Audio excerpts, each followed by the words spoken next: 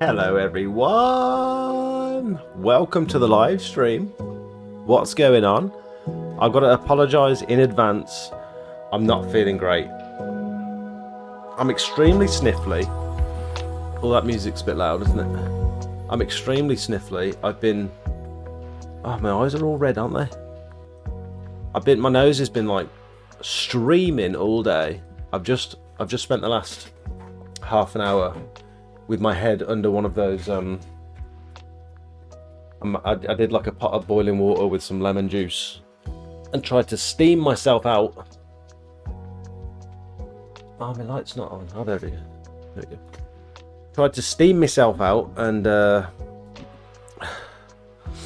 just got to apologise if every 3 or 4 seconds I'm like, it's going to get very annoying. I'm feeling pretty wiped out today. But we've got to stay consistent. We're still here every single Monday night without fail, unless I go on holiday or unless I'm particularly ill. Evening, Nick. Welcome, Finch. How's it going? Jamie. Always late. How dare you? I'm going to sneeze. Chris, welcome. DZ Airmaster. Am I saying that right? I thought this was the OnlyFans stream. Evening, Robert. Welcome. How you doing? Sheffield. Welcome. Best way to unblock yourself, just don't get a cold in the first place. I've been outside in the... Oh, that's what it was. We've been working outside in the minus temperatures. That's got to be what it was, surely. I didn't think you actually got a cold like that. I don't know how I thought you get colds, but I didn't think it was like that. I thought that was just like a myth that you go out in the cold and suddenly you get a cold. Hello, Daz. How's it going? You're late to the stream. It's only just started, mate. Don't worry about it. We've got very special guests on tonight. The boys from WECLEANPROPERTY. Absolutely exploded on TikTok. I've never, other than in the Discord, I've never spoke to them. So this is going to be like... This is going to be new for all of us. Let me just pull them up on yeah, they've gone insane. Some of their videos on TikTok, like as a new business, as a new channel, they've been posting... Jesus, how many videos have they got? This is going to be a bit of a masterclass in social media, I think. Damn! Look at all these videos.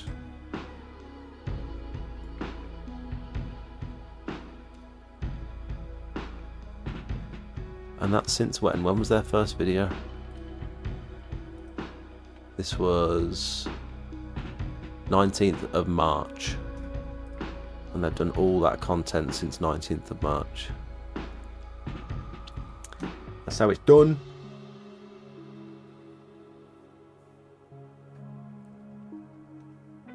I had an absolute win today. So let me actually just post this in the Discord. We went to get some early lunch, me and Rich did, because we got a bit peckish. And I said, there's a place that we go for, it's like a 2-for-1 in Redditch. And I spoke to the owner last time. And I said, oh, we do like exterior cleaning and stuff. And he said, oh, we might need your help down at the other wedding venue that we own. And I said, oh, I've cleaned the stretch tent and the teepee there. He went, oh, no way. So we've used you before then? I was like, yeah. So we got all friendly with him. And then this time we went, caught him in the car park because the place weren't open. And I said, oh, while I've got you here, by the way, we're doing some free gutter inspections. We've got this, I said it's a new camera. It's not a new camera. I've had this for ages, but I said we've got this new camera and we're doing free gutter inspections. Like, is there anything you need doing just while we're here? Because we've got like an hour or two free before our next job. And he said, yeah, go down to the venue. and just do it. I was like, what do you mean? He said, well, have a look, and if they need doing, just do it. I was like, okay. So we went down and had a look, and I realised I'd quoted these gutters last year as part of other work. 450 quid to do the perimeter of this building. Not a very big building, but there's some quite awkward spots and stuff. And after a bit of back and forth, and he actually did say, oh, it's a bit more expensive than I thought it was going to be, to be honest. But once we had a look around the building, I said, well, it does include everything. And look at all these vines and stuff. It's going to be a bit of a tricky job. He's like, yeah, right. Yeah, just do it. Yeah, just go for it. Just, yeah, make a start today. And if you don't finish today, we'll just come back later in the week. And I was just thinking, like, 450 quid gutter clearing job, which is a pretty big deal for gutter clearing jobs. That's not bad, is it, really? From me literally just saying we're offering free inspections, it was such a random chance meeting in the car park, and just by mentioning it, we made a start on it today, and we're going to finish it off later in the week. It's just like that. It just shows. Just talk about your business and offer some value. You know what I mean? These free gutter clears or free gutter inspections have been brilliant. We did a bunch last week and converted all of them. And now we did one today. The one that we did today didn't actually need clearing out. No, I'm not talking about the wedding venue. I'm talking about a different one. It's just a house. Went for this free gutter inspection. Popped the camera up. Took a load of pictures. Sent it to the guy. And I actually said to him, like, there is some stuff in there, but it's not desperate. I probably wouldn't bother if I were you. But that was like 5 minutes out of our day. So I just don't know. I think you win some and you lose some with them, to be honest.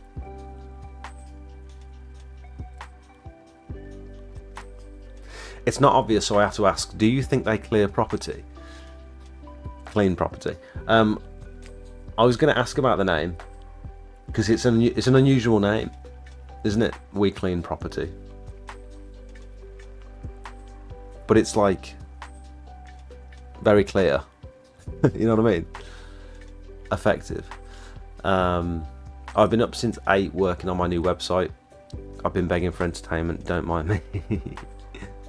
I've been trading for some time now, thinking of a website, not had one before, and I don't know where to start or who to talk to. Can we briefly talk about websites, please? Yeah, I'd certainly recommend using some sort of platform like I use GoDaddy. It's like drag and drop templates. You can fully make it your own. You can integrate your like Google reviews, your Facebook reviews, and just drag and drop your pictures and just click on a template and then just customize it. Like, it's so easy, and that's how I did mine anyway. You can go in and I can go in and make changes to it. Oh, come on. Is this going to be slow today? So the other day I just quickly popped in and just added a commercial page. This is actually the wedding venue that we went to today. So it literally took me 5 minutes to add a commercial page and just quickly dropped a load of images in. Obviously I haven't finished this page yet, but you can drag and drop a get in touch template, which takes me through to the contact form. It's just really quick and easy. I'd recommend having a page for each service. And you can view all the the analytics and stuff to see how many people are visiting the website, how well it's performing, all that sort of stuff. If you've got any specific questions about websites, I'd be happy to try and help. Where's my little event list? Why is that not popping up? Oh, there we go.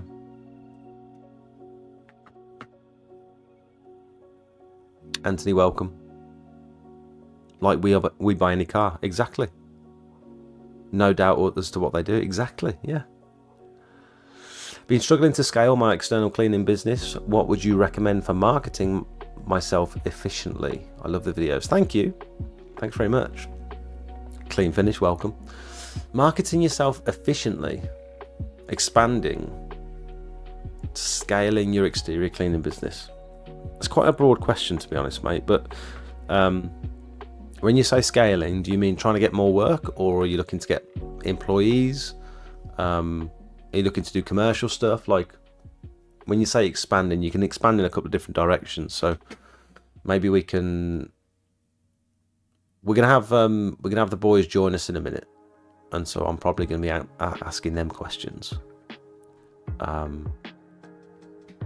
maybe we'll touch on expansion. We'll see. If you've got questions for these boys as well, feel free to put them in the chat. That's a great photo. I'll pull it up in a second. Should we bring them in? Should we see if they're about? I'm actually starting to feel a little bit better. Since I steamed my face, I'm starting to feel okay. This week's a little bit quiet, to be honest, although over the weekend I've had a bunch of customers, a bunch of last year's customers get in touch about their gutters. Just like it got real quiet, and I'm starting to think like I should probably do a bit of advertising now, because next couple of weeks are looking a bit dry. And then all of a sudden we have some heavy rain, and like 5 people from last year get in touch within 24 hours. And then we've got like a relatively full calendar again. There's loads of stuff I need to put in. Oh, we've just landed a Westerman job. You know those rotating brushes? The Westermans. We're doing a tarmac driveway, like an entranceway. And I'm going to be filming it. I think we're going to be doing it this week, actually. So that's going to be fun. A bit of man flu, Jake. Yeah, I'm super sniffly. More work, higher quality leads, for example. Main service would be pressure washing. I think higher quality leads. I think you want to work on your reviews, and you want to work on showing people that you can actually get the results. I think a lot of exterior cleaning businesses are lacking proof that they do a good job. And this industry is so visual that if you're not all over social media, and we'll talk about this a little bit tonight, I would imagine, if you're not all over social media, and if you haven't got good reviews and stuff, like you're going to fall behind. I think before and after pictures, especially on your website and stuff, like really good high quality before and after pictures. You okay, girly? What are you doing? You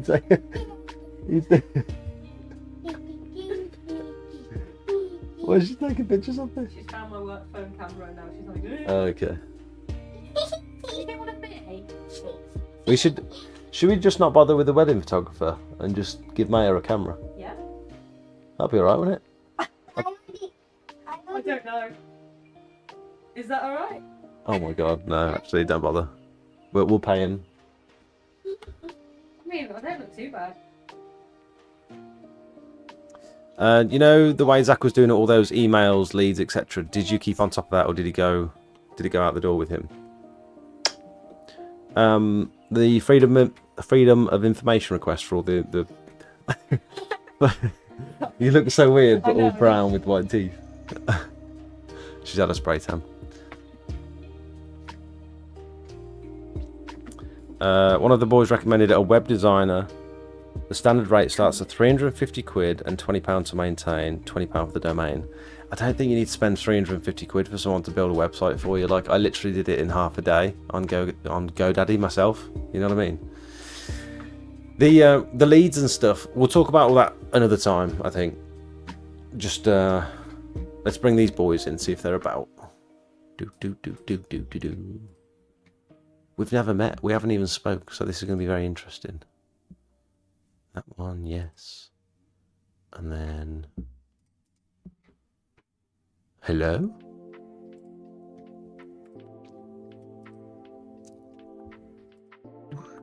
Hello? Hi, mate. How's it going?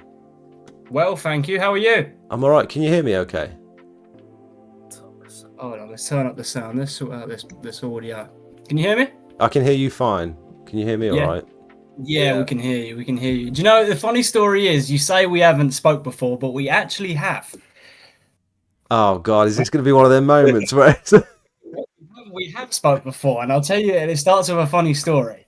Oh, God. So, Are you going to in the embarrass early me? days of our business, we were on a job, and right. So we're on a job, and it's a block paving job, and we've started the machine, and our pull cord had snapped. And at this point, It's a Parker brand. we had a Parker brand. Yeah. We knew you had a Parker brand when you first started. So we're like, oh, what do we do? Because we actually don't know what to do. So we called you, and you said, right, boys, get a shoelace, tie it around the machine, and then that, to be fair, that did fix it. And Did it work? Yeah, it worked. Yeah, we finished the job. I had to do the exact same thing on mine. It actually Yeah. look. To be fair, luckily it snapped outside my mum's house as I was cleaning the neighbour's drive. But yeah, if you've got an old pair of boots or something, just take the shoelace out. Did you have to pop the faceplate off of the pull cord thing? Yeah, we undid the front of it. Yeah, we had to find like the perfect spanner for it as well. I think we went in the guy's garage. Yeah, and it was an found his absolute garage. nightmare. Yeah. And to make matters worse as well, this is just the absolute timing of it. We, when you're recording a video, we pressure washed our logo onto his drive. Yeah. So as we pulled it, it snapped. So yeah, that is the worst timing ever. Oh dear. Yeah. So I thought you were going to say like we've been speaking every week for the last 6 months. How do you not know me? Sort of thing. Do you guys want to introduce yourself? Like I'm going into this totally blind. Like we've spoke a couple of times on Discord, I think, but I don't really know much about you. So do you want to just let us know about sort of your business and stuff? How long you've been going? How old you are? Yeah, we basically got it from the start when we started doing pressure washing. So I'm Evan, this is Harry. So we met at sixth form together. It was about a year and a half ago. We were doing A levels, and then we both knew we wanted to start a business. Oh, we're still on it. Yeah, right. Both knew we wanted to start a business, and we kind of had a few ideas, but pressure washing was kind of the one that was the easiest to start in a kind of way that we could just do it. Yeah. It didn't take loads of, you didn't need loads of knowledge. So we found a family friend, did it for them, and then kind of just knocked doors, kept going with it, upgraded the equipment. And it's kind of been since the start of this year is when we've got serious with it. We got a van, got the bigger machine, and then kind of really learnt them skills of how Quit our part-time jobs as well, which was Quit the our main. job, yeah. That's the main risk, really. Yeah. But yeah, like you said, pressure washing's got no regulate. It's not regulated, is it? Anyone could start with something somewhere. So that was just our way of working for ourselves. We both quite entrepreneurial, and we just came together. We met in sixth form, came together, and pressure washing was what worked and what made money quickly. It's super low barrier to entry, isn't it? Very. Was that Parker brand machine your first machine then? Oh, I'm guessing you've upgraded since then. No. When we started, we used my dad's Karcher. We borrowed it. Yeah, obviously I know Doesn't the sound face good to you're say, the sort of face you're putting there. Probably weren't good for our first couple of customers, but we quickly got the Parker brand machine, and then we can talk about machines. To be fair, because we've had about 4 now. Have you? So we've obviously upgraded over time. Because a lot of people, there was a local lad in my town, and he was asking me for some advice and stuff, and I'd noticed he started with a little electric Karcher, and I couldn't imagine. I honestly think they're only the ones that you see selling in the shops and stuff, not the ones the big electric ones that they do at like PWS and whatever. But I reckon them little ones are only good, really, for cleaning your car, and maybe even like a light patio clean. But trying to clean block paving with one of them, absolute nightmare. It takes, I'd say probably if we did like a 30 square meter driveway, it'd probably take like 4 hours. It's crazy, isn't it? That was back when we started. So when we do a job now, you'll know the same. The wash down is the quickest bit. right? Yeah. When you have a Karcher, it's probably the longest bit Yeah. because your fan nozzle is so weak. Yeah, you can't wash anything off. So Did it you just takes find so long. Yeah. did you find that you had to upgrade that because it broke? Did it burn out, or did you Oh just yeah, think, Yeah, yeah, yeah. they do, don't We, they? we, we we ran into the ground. Yeah, and then I think it broke, and then we borrowed another one and broke that as well. And then we bought the Parker brand, and then that broke. And then we bought it's called a Cayenne Warrior. It's Yeah. like a 12 litre per minute machine. Now we bought it because we were still running it out of like our cars. Hmm.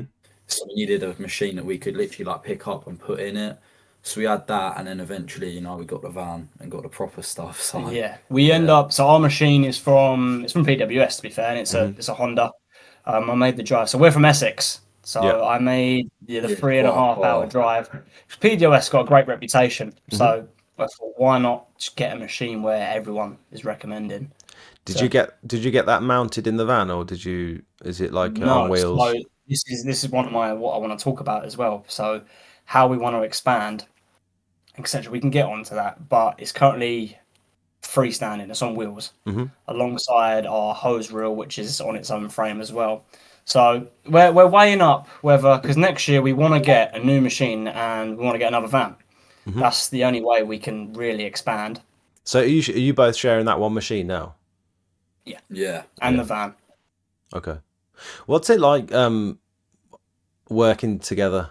Like did you know each other for a long time before you started working together? Because committing to a business with the two of you, like I've never been in any sort of partnership with anyone, so I would imagine that would be like, what if you fall out? You know what I mean? That's, to me, that's such a risk. But if you, Yeah. it depends how you set So it up, we- I suppose. Right, it's a good question. I think the reason why we work well together is because we don't actually know each other for that long. Yeah. And obviously, we've only known each other for over 2 years now. And we came together because we both had similar interests in business. Hmm. So I think that's why it works well because we're not best of friends. There's not much. Obviously, we're great, like best friends now. Yeah. But Yeah. it all started with that. That was the goal. The business mindset. Yeah. Rather Just than having that interest in. let's do this because we're best mates, it's let's do this because we both got the same goals. Yeah, that's a good point. I reckon that's why it's worked as well. Because it's like, yeah, when you like, or you with your mate, whatever, they're like, oh, let's start this, we'll do this, and nothing ever really happens. Hmm. One takes it Yeah, more so serious than the okay, other. so yeah, we're like, okay, like, we're gonna leave sixth form now. There's a bit of pressure. It's like, do we want to start a career that we don't really want to do, or do we want to work for ourselves? Yeah. And it works. So yeah, And so leaving your job, like going from starting this new business and then being in a position where you can leave your job, how does that work for both of you? Because for me, it was like, so I was under so much pressure to make it work, and I was like, right, I've got to have this much savings. I need to have. I think it's a slightly different situation for me. I don't know if you still live at home, but I had a mortgage to pay. I've got family to feed and all that sort of stuff. So lots of responsibilities, and building up to like leaving your job is a big step. And to have two of you in the position where you've got one business, it's like, for me, it was just me and my business. But now there's two of you, you've got to sort of split costs down the middle, and it's like double the pressure almost, isn't it? You've got to remember, we've only just turned 20. yeah, So we still live at home. Don't get me wrong. I think we do make decent money for our age, even with like separate. But we have no responsibilities. We luckily and fortunate to have parents that were on board Hmm. that to support us. Worst comes to worst, we just go back to our part-time jobs if it don't work. What were you doing before? So yeah. I worked at Marks and Spencers, and then Harry worked. I worked at Team Sport. It's Yeah. a go-karting track. Oh, nice. So I had a bit of experience to be fair with the Honda engines because Yeah. that's Yeah. what they use, isn't it? Not. We like So- go-karting. We like a bit of go-karting. Yeah. Did you go? Didn't you go karting for Sausage Fest? Yes, we did. Yeah, indoor karting for Yeah. Sausage Fest, and I did. Who won? Who won? Oh, was it you? Yeah, green. I did it. Actually, I did win. Yeah, I did win. I was thinking. I think someone else might have got the fastest lap. Yeah. On the one before, but it's because I'm skinny. It's because I'm skinny. Everyone else is like Yeah, twice my Weight age. Yeah. yeah.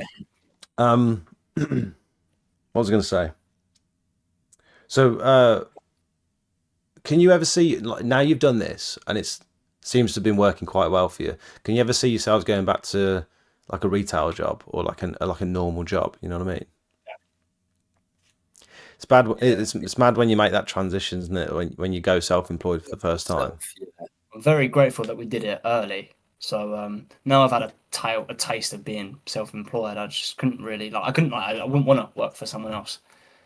I don't. Yeah, I could never go back now, and I wish I'd have done it like 10 years ago because I feel like all the skills that I built up in retail up until the point where I went self-employed, I thought like it's good getting in front of customers and like Yeah. learning how to deal with complaints and all that sort of stuff. Like that, there were valuable skills. I wish I'd have known that you can just start your own business earlier. I wish I'd have known you could just decide. What did you do before pressure washing and stuff? I was an assistant manager at Aldi for about 7 years, and then I was a store manager at Maplin, and then I worked in like a factory, like a forge factory, and then I was fitting like panic alarms for like elderly people. So I've had a bunch of different sort of jobs, but they've all been customer facing sort of jobs. But yeah, I could never. I was talking to Rich about this the other day, and I don't think I could ever go back to working for someone. Not because I can't work for someone. It's just it doesn't seem worth it. Like knowing it's not even how much money you can make necessarily. It's like knowing how much more valuable my time is now. I feel like. Do you know what I mean? And Like you got. Go on. Sorry, it's like you're in control of Of your own time. Everything that you do is like in your own hands. Mhm. But obviously, it goes both ways because if everything's like going wrong in the business or like you have problems and you want to do something, it's just like you're kind of working all the time, really. You are working all the time. Yeah, I that guess is. it comes down to like your character and whether you actually what you want. Yeah, Especially we don't want it, so I don't think everyone's cut out for self-employment, cut out for like running their own agree, business yeah. because it is very much what you put into it. And Yeah. if you're comfortable with a very safe and secure job where you just get the same pay every month and you're sort of guaranteed that wage regardless of how hard you work, it's a bit of a shock going into your own business. And if you just chill for a week, Yeah. you sort of run out of work and run out of customers because you're not really contributing anything towards the business. And if you make bad decisions and if you spend too much money, it massively impacts everything about your business. Yeah, I think more so as well for us. Pressure washing's seasonal, and we learnt that the hard way last year, just not knowing what to offer or what to do. We didn't even know it was seasonal until we found out that the phone stopped ringing. So I can imagine like being self-employed, like especially pressure washing, can be really tough for some people when it does go really quiet from even it's October, really, isn't it? Where it massively drop. So it sounds like you've got a plan for this year then. You said last year caught you out a little bit. Are you doing anything differently this year? So what basically this year I'd say we started in this year our season started at the very start of March. We basically all we've done is just driveways and patios all the way through until about September. We did a roof cleaning course and then we did the course, did a couple jobs, but then we were having trouble getting the roof cleaning jobs. Obviously, we went to all our old customers. We used the same marketing methods but switched out for roof cleaning, but we didn't see much return. So we started running some paid ads.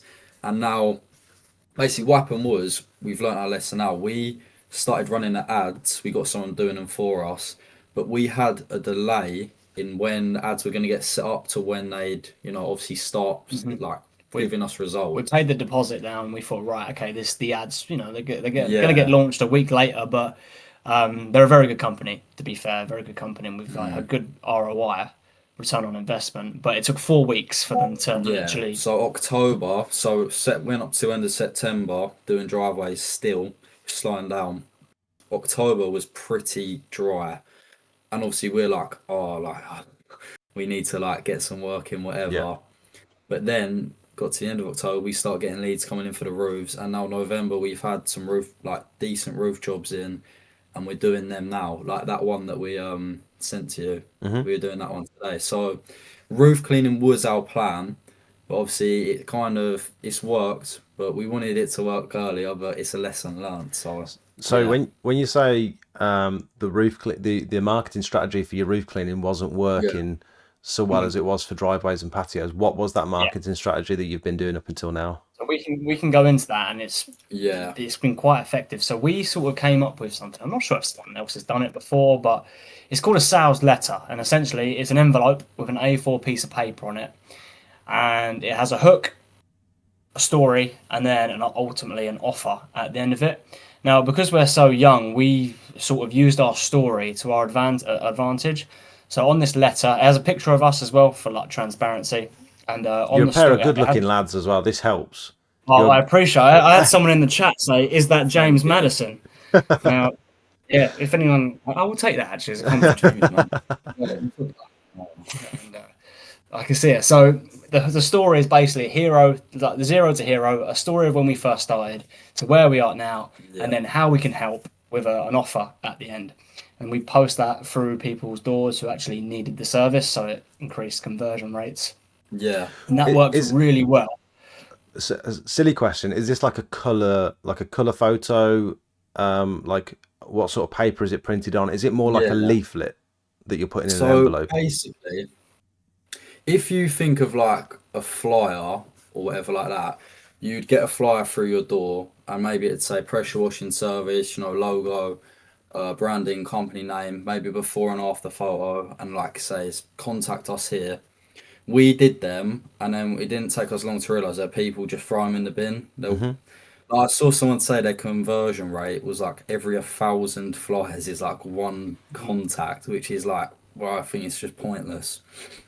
So I read, it was a book actually. It was about traditional marketing, and it's like sales letters is a really old method of getting local work for local businesses, because when you're a local business, you can like social media does work, but if you want to be really local and you want to be like personal, you need to put stuff out there that's like that. So it's basically just like Harry said, a story, but it's high quality. So it's like a high quality photo. We get them like printed in bulk from a printing company. Like this. It's like quite nice, like even little touches, like has our signature on it. It's like silk paper. It's high quality paper. So we fold it up like that, and then put it in a blue envelope, and then fold the envelope, and then walk around to driveways that are dirty and put it through them doors. And I think it was something like conversions. Crazy. Every 40, maybe 50 letters would be a quote. So that's much better than just normal leaflets, isn't it? It was crazy. It's like a flyer on steroids, but just making it so personal and transparent. Like we genuinely want to help you. Here's our story. Like here's how we can help, and we genuinely want to help you because we put it through your door, and we know that you need our service. I think people like the come up story. They like a new business to do well, especially if it's a new local business, and especially young lads as well. I think people actually, once they understand, I think they root for you. Yeah, you need to like play to your strengths. But like on your part, you're an established business. There's no reason why a sales letter wouldn't work, or maybe work even better, because you can still tell the story of your business from the start. You just then say turn into this, and now I can do all of these services for you. So it can be applied to anything. It's basically like copywriting, like persuasive writing. Sales writing is called. I think honesty works as well. I think, like you say, playing to your strengths and actually being honest about your position, even if you just say, I've got less than 6 months experience, but things are going really well. And I think people gravitate towards that, actual real people rather than just a business. Yeah. Another point to add to that as well is that the people that support your business are probably going to be better customers. So that makes business easier when you've got better customers anyway that are supporting you, and it's just a nicer overall like working environment when you've Yeah. got a nice customer. Yeah, higher quality It's- customers, I yeah. suppose, that come from that. Yeah. We noticed that, we noticed as well that when we'd basically go to quote them, because they already knew of us, because they'd already read a story about us, they kind of knew more about us. So then it was kind of more of a natural conversation. I imagine you probably find that with social media. Maybe you get like people that you quote and they've watched a lot of your content. It's like, it just makes it so much easier. It's not just like you're just a random number that they've called. Yeah, they already sort of know what to expect before they've been in contact with you. Yeah. And Yeah. there's no back and forth and query about, have you done this before, or like, have you worked on this type of stone before, or they've seen something very specific of mine and they think that needs doing. He's fairly local. I'll get him to do it. And it's just all the expectations are set before they've even got in touch.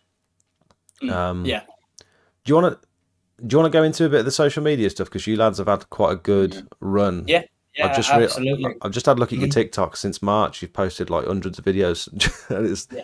They're all like good quality, like voiced. Yeah, this winter where it's been obviously a little bit quiet, we've just thought, right, instead of twiddling our thumbs, let's just pump more videos out. Yeah. So for next year, we'll have hopefully a good personal brand, so that we can benefit from. But social media, I wish we started it sooner. That's what I wish we did. That's the only thing we wish we did do it. When I reckon we started it in March. No. Yeah. No, we started on TikTok. Well, yeah, it's probably later. Yeah. Because we started doing just like TikTok videos. They weren't like nothing special. But we only were posting on TikTok. We should have put them on Instagram as well. And we weren't really consistent. But then we realised, like, you know, if we're just consistent with it and actually make good videos and put a lot of time to it, it's easy to get the videos shown to more people. So we just kept up with it. And now we start posting 3 times a day. 3 times a day? Yeah. Yeah, three short forms a day. 3 short form videos a day. How are you doing that? How have you got the content to be able to do that? Well, there's 2 of us. Yeah. So, do you know what I mean? Like, if there's 2 of us, everything's 50-50, you could say, in terms of like the output. Yeah. So, in terms of like ideas, we can go into like how we structure our content, and how we like come up with ideas. That'd be good to talk about. So we categorize like sort of our videos into like 3 types of videos. So we've got the personal stories that have come from a job. We've got the education side of it. I think why we've grown so quickly is because a lot of our content is educating people about the industry. Mm-hmm. Because the industry's tiny. You know, would you agree that this industry is, compared to other like electricians, plumbers, maybe window cleaning is is massive, but pressure washing I still think is quite a very relatively small industry. To be fair, I'm surprised at the lack of creators in the lack of good creators in the exterior cleaning space, because I think people, you see a lot more electricians and plumbers and stuff on social media. I think bricklayers, you see a lot more of them on social media. You don't see a lot of good exterior cleaning content, really. Yeah. There's a few big names and that's it. Other people tend to start and then give up relatively quickly when they don't really find much success in the beginning, because that's just the way of social media. Like, it doesn't happen overnight. It's something you build rather than fall into overnight, sort of thing. Yeah, like I say, it's surprising actually, because exterior cleaning is satisfying. It lends itself to the work, doesn't it? It's like yeah, exactly. The I'm so impressed that you managed to post 3 short forms every single day. Yeah. Yeah. Well, so basically, the videos that we do don't require like us. We don't film our videos on the job. So we basically, how we do it is we're on a job. If something looks cool or it looks satisfying, whatever, we'll film it. Maybe a 5 to 10 second clip of it. See, like, you're on the video, and so as it goes through, you see it's like a clip, and then it cuts, and it's a clip. So it's a couple of different properties all in one clip. Yeah. Yeah, so these are all different properties, and then it'll cut, and then it's something. and then we time that with when. So say I'm talking, and I get to an end of a sentence, it'll cut to a different clip, Yeah.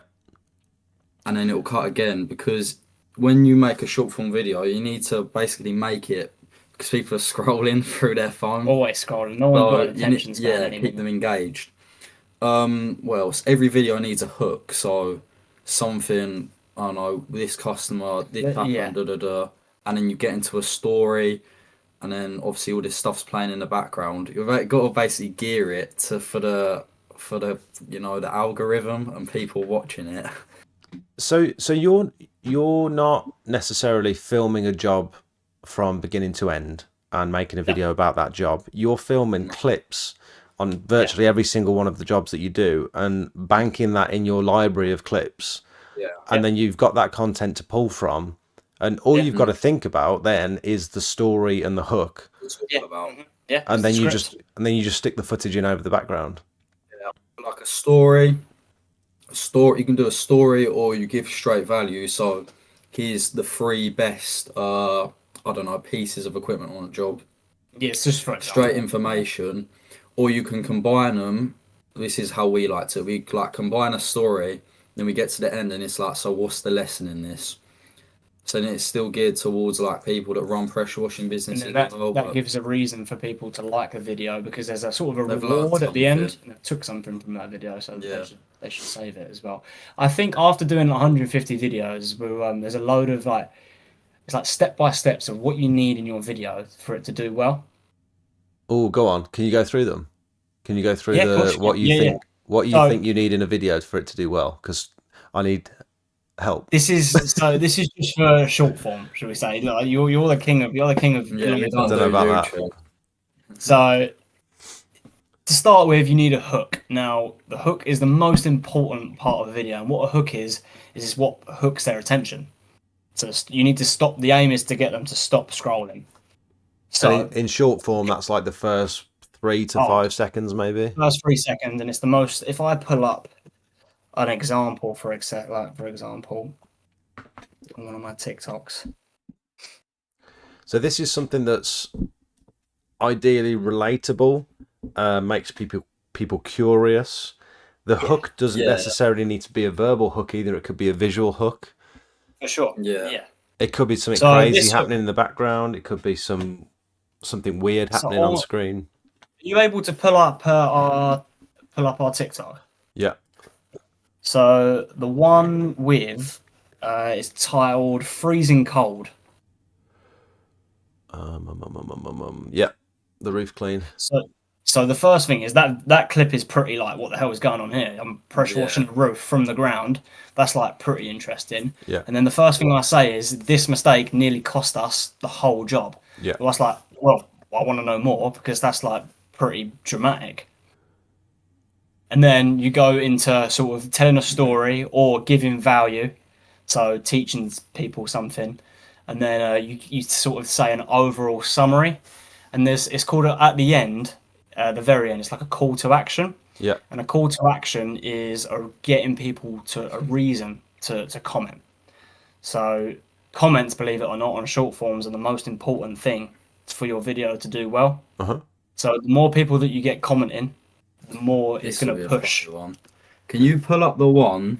It says a quick rinse. It's the one before the freezing cold one. Got it. If you look at the comments on there, they're basically, all of them are like negative, and they're people that are mad because I think I clicked on the wrong one. Hang on. I believe that is the that's it. Rinse is that's it. So there's the hook for that one was, here's the 2 word, or the dreaded 2 words every pressure washing business owner doesn't want to hear. So from that, they're hooked because they want to know what the 2 words are. And you're waiting. You're not telling them just yet. You're waiting. The answer instantly, but the answer still needs to be quite near the start as well. This is where it gets kind of confusing, because if you were to like watch something, you'd think, well, you put the thing they want to see right at the very end. But the thing is with short form content is, if you take too long to get to the point, they'll scroll, and if they scroll off the video too quick, the video won't get shown to as many people. Yeah. You still keep it quite near the start, and then if you put something controversial in a video, usually it does pretty well. Like this one, I say we quoted a job at 900 quid. So everyone in the comments are like, how on earth could you quote someone £900 to clean their driveway? That's like absolutely absurd. Yeah. You can't do that. But what that's done is that it's pushed the video to more people, and more people are going to check the comments. But I've also recently been thinking that it depends on how you want to present your business, because we present ours like this. We do these sort of videos because they get a lot of views. Now this sort of video might not be perfect for getting customers, if you see what I mean. Mm-hmm. So Are you it's posting how these you, on all the platforms? Are you on TikTok, Instagram, Facebook, YouTube? so we just put them on TikTok and Instagram right now, but see Facebook, we've barely ever put stuff on You've got Facebook. one post on Facebook. It's literally Yeah. it's not good. Nah. Which Embarrassing, pretty poor. We this, just don't really be using it. to be honest, boys, the fact that you're posting to Instagram, anyway, this is a huge missed opportunity, because if you link these two together, all you have to do is set it up so that it automatically posts Instagram and Facebook at the same time. And your videos will probably do better on Facebook than they would on Instagram. And you'll probably get more leads from Facebook as well. Yeah. Is that the case for you? Yeah. My whole business was started on Facebook. And if anything, I know you're focusing on TikTok. Maybe that's more towards building a personal brand and stuff. But if anything, TikTok leads, in my experience, are crap. They're all unqualified leads. They're all over the country. They're messers. They don't actually want a quote. They just want to waste your time most of the time. Facebook seems to be it targets, especially if you're tagging your location as well. Facebook seems to actually show it to people in your location, and I get a lot of people saying, "Oh, I've seen your reels and stuff. Saw that one that you did on the limestone. We've got the same sort of thing in our garden. We're only down the road. I didn't realize you were so close," sort of thing. So, yeah, definitely recommend getting that set up. You can do it very. Is it like Is it Meta or whatever you? Yeah, link the just Meta? just do it through Meta and link them together. Yeah. We should do it. Do you think captions And help transport on your customers TikToks? or revenue off the platform? You see, yeah, to be honest, with our social media now, we get the odd customer come through, but it's nothing really like astounding. You know what I mean? So we're basically using it to build a brand and like a personal brand. Now, where we want to take it, we're not quite sure yet, but we know you're always use, as you'd know, in having just a large audience. Because obviously you run the Discord from your audience as well, and that's another revenue stream for the business. So there's multiple ways we can take it, whether we want to promote people's products on there as well to other pressure washing businesses. So we're just going to keep going with it and stay consistent, and just as long as we're just doing loads of videos, there's more chance it'll get more flexibility as well in the future to do what we want with it and use it to benefit our business. Yeah, I would definitely consider Facebook as a not necessarily. I mean, to be fair, I've got more followers and stuff on Facebook than I have on Instagram, but most of my work comes through Facebook. And if you're doing reels and stories and stuff more geared towards generating customers, if you have a patch where you think, oh, we need to maybe do some more roof cleaning content and stuff, I think Facebook's a great place for that sort of content, personally. Yeah. And also, like, have you got a Google page and all that sort of stuff? Yeah. Our Google page is quite strong, and You got that's why reviews and stuff on there. Yeah, we've got about 70, and they're all 5-star. Touch wood. In the last, how long's that been? How long have you been going with that Google page? For less than a year. That's really good you're obviously quite proactive about getting the reviews in. How are you doing that? We just ask literally every customer at the end of the job. We got one of these. Nice. The NFC. Would it come up? Might be focus. The NFC scanners. Yeah. So like whatever, could you leave us a review? You get their phone, tap it, and it'll bring up the link. No, So you just got to be really persistent still because it is a hard to get them it's to a do it though. it's a bit of an awkward conversation asking from someone for a review, but you actually have to stand there and like, have you got your phone on you? Just if you've got your phone, you Yeah. do quickly. Just grab it out quick. I'll show you something, and then you tap it, and then it's look. If you just want to leave a 5-star review, it benefits us a long way.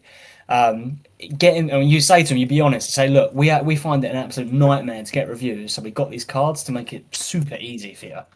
That's a good idea. Just be honest about the whole conversation. Yeah. Just like we've really struggled to get people to actually leave a review. Can Yeah. you, if you scan this, like it's so easy. Yeah. It's not begging, you know what I mean? Yeah. But yeah, Oh, and, yeah. Also, even so, what what'll happen is you'll bring it up, tap it on their phone, and if they're not logged into it, it will come up like sign in. So obviously they're going to be like, "Oh yeah, I'll sign in and do it later." They Yeah. don't. So then even like maybe even the next day we'll like message them. So like, "Hi, I'm not sure. Whatever. If you saw this, just wanted to send you over the link again. Would you leave us one?" So like be persistent with it. It's And then awkward, isn't it? it- Because you almost feel rude Yeah. sometimes. Yeah. But I'd always rather Just have part one of than it. not. Yeah. They If you they don't- always say like if you've done a good job and you know you've done a good job, and they say, "Yeah, we'll definitely leave you a review."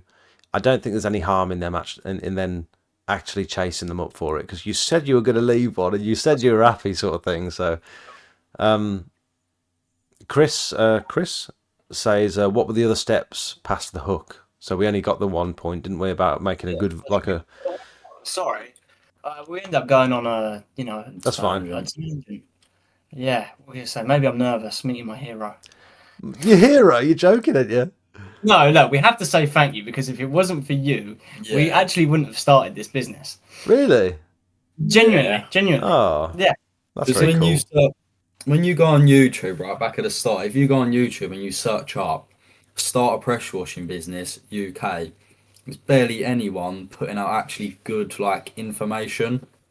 And you've done a few videos like it, and obviously we'll keep watching your content, and that's where we've learnt most of our stuff. So yeah, It's like That's how very did you cool. how to start a pressure washing business with £250? Like we're talking your old videos. Yeah.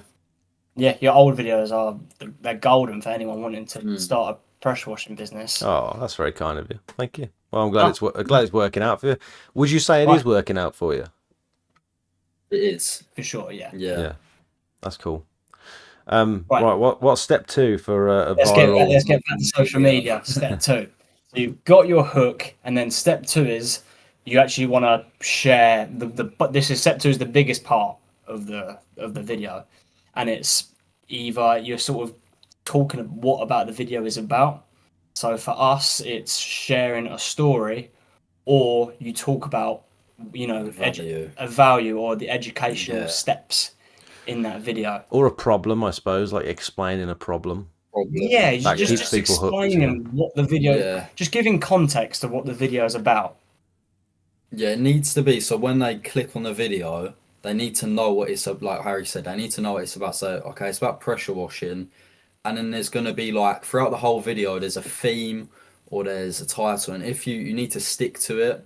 If you start deviating, they'll just scroll off. You need to basically make the video with the idea that you have a very short amount of time to grab this person's attention, hold their attention, and I don't know, put emotion into them or make them feel Yeah. something, or think, click onto to your page and or comment. So You know- it kind of has to lead on. You know those YouTube videos where it says this crazy, it's not short, it's like a long form video, this crazy thing happened in France, and you click on it and it's like, before we get into it, we've got to go back to 50 years ago. And then Yeah. they've lost me. Like, I don't care what happened 50 years ago. I want to find out what the thumbnail and the title, like, tell me about that bit. You'll be quick with it. Yeah. Especially with short form, because people's attention span's so short. Yeah, it's rubbish lately. Rubbish. Mhm. So you've explained what the video is about. Now, step 3 is a summary. So there's a lesson, like at the end of every video, there's a reward or a lesson at the video, like an overall summary. So you want to tell them, like, this is the summary of the video. So I don't know. So we made a video about our machine freezing. So at the end of the video, I said, so this is a video to remind you to, you know, heat your van or keep your machine warm or whatever. And then the final step is a call to action. And a call to action is asking people to comment or engage with your video. Uh-huh. So at the end, you might say, save this video for more value, or you might say, comment if something else has happened to you. Comment if this has happened to you before. You know, the most embarrassing thing is when you put a video on and you say, comment down below and let me know what you think. And then you get no comments. No, It's like, Yeah, shit. that's why. I reckon that's why, though, because if you're not being direct Yeah. of what you want people to comment, you know, you're making it hard for people to. And so the purpose of the comments is to try and encourage people to engage, and the more people engage, the more the algorithm will share it to more people. Yeah. I tried something a while back, which I'm not sure if you guys have done yet, but it's really effective. I've only ever done it once, to be fair, but I thought I went in on a bit of a deep dive about black spots, and doing the chemical treatment removes the black spots. And then about midway through the video, sort of towards the end, I said, if you can guess within the nearest £5 or the nearest £10 how much I charged for this driveway, I'll like your comment. Yeah. And so if you immediately, talk about money, yeah, money. talk about money, or literally, it's like anything related. So the reason, if you like go through our videos, it will be like this. A lot of them are this customer, or we did a job in this customer, and this story, or this happened. We basically made those videos and realized, well, it works. People want to watch them, so we just do loads. Similar idea, but you change the story out. Now, most of them are real stories. We just make them sound good, so it's like for a video. Yeah. We don't completely lie because it's pretty obvious, but it's kind of like once something works, you keep doing it. Yep. And you'll notice there's certain themes. Now, the themes that your videos that you make might be better or better for you compared to if we were to make the videos, because it's social media and it's personal. So obviously you're really experienced in pressure washing. If you just gave out loads of free, like obviously free value, whatever, about just these really short clips, I reckon they'd do really good.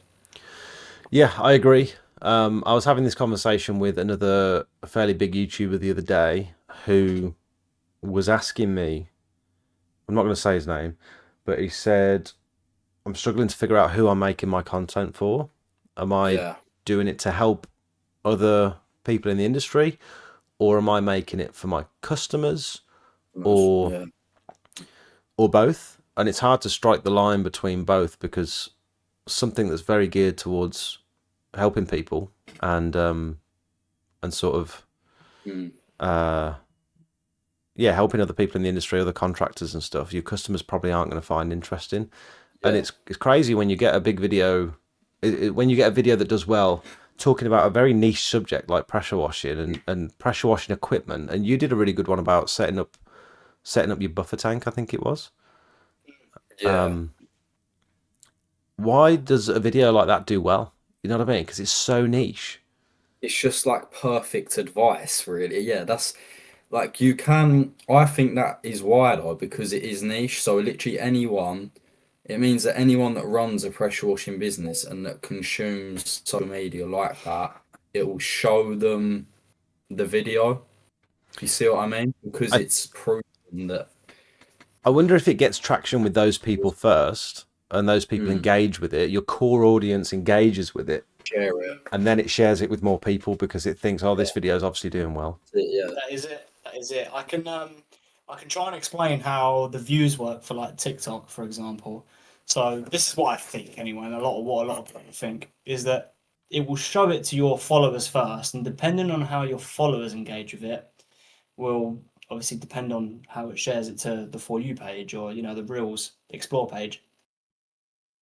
So yeah, sometimes if you're just like being really helpful and like just actually sharing a lot of value, they'll do well. They will do 100%. Yeah. What's happening in the comments? Why is everyone laughing in the comments? I don't know. What does this one say? Typo. Oh, that's I it. don't know what's happening. Someone's inhaling a breadstick. Read it out. Oh, I don't mind. We like to say rude words. Are we allowed? You allowed to say rude words on the You live? say whatever you like. Just Oh, really? All not right, too okay. not too rude, because Darren got me Oh. demonetized once. That's not rude. Um, Jake, a gay called Tyler, does true crime type of stuff. there you go. That's what it was. Subscribe. A gay called Tyler. Yeah. Oh no. So your main strategy for generating business is that the sales letter. Yeah, For driveways. back in when it was driveways, but then See, I had Yeah, I had the false I impression of you guys. I thought it was all social media for you guys. No. bet again. To be honest, you'll be surprised we don't get much from social media. Yeah, That's why I wanted to ask as well. Like, what was or where do your leads come from? no, Facebook. I assume. Yeah. It was all Facebook. I didn't have Instagram. I didn't have TikTok or YouTube at the very beginning. I just set up a Facebook business page, Yeah. and again, it's so local. And I already had friends on Facebook on my personal page, and Yeah. I've said this story a bunch of times, but like I do my mum's drive or my mum's patio, share it on my my business page, before and after pictures and stuff, and then my mum would share it, and then all of her friends see it, and then I got 3 jobs out of that. One of the ladies lived down our road, and then obviously did those ones, and then she shared it on her Facebook page, and it just sort of this tree grew of like inquiries from all these different people that were all connected in some sort of way. Did it with my sister. I cleaned my sister's decking, and then she said she shared one of the videos or the pictures or something, and a bunch of her friends saw it, and I ended up cleaning for my sister's friends. And it's mad how stuff happens. Like I'd do my nan's driveway, and then the little old lady over the street, she'd come over. She's my nan's best friend, and I'd do her driveway, and that was more content for me. I see everything as a content opportunity, or I did at the very beginning anyway. If I got a new package in the post, if I got a new surface cleaner, I'd make a video about this surface cleaner and take loads of pictures of it and put it on my Facebook page saying, look, new piece of equipment's turned up. And I always had something to post because I was always taking pictures. Good. So every job that you do is a story. There's a before and an after. Now, posting your before and after pictures, yeah, they're good, but you could be more effective if you showed the process of the story of how you got from here to there. That's video. Video is so good. Yeah, 100%. So yeah, it was mainly Facebook where I got all my leads and stuff, and then every now and again I'd get like a big one come through YouTube, which was at the other end of the country, and they say stuff like, I've seen all your videos, I only want you to do it, and I'm happy to pay whatever it takes you to get you down here and stuff. And that's incredible, and it doesn't happen very often, but it's just very cool the sort of reach you get. And especially when you're I will watch anyone that's passionate about what they do. Yeah. I don't care what the video's about. If they're excited by something and you can tell they're excited by it, I'll watch it in the video. And so I think building your brand around something you're excited about. This is a weird thing as well, for the fact that I'm sitting here doing this on a Monday night. Like this is quite weird for a lot of people, and I think it takes that extra bit of dedication and passion for something to build something special. Still call it work, but it doesn't feel like it. You could say we're all working right now, but it's not really work because we don't see it as that. It's not actually on it's not on the scaffold tower in the freezing cold. You say that's physical work.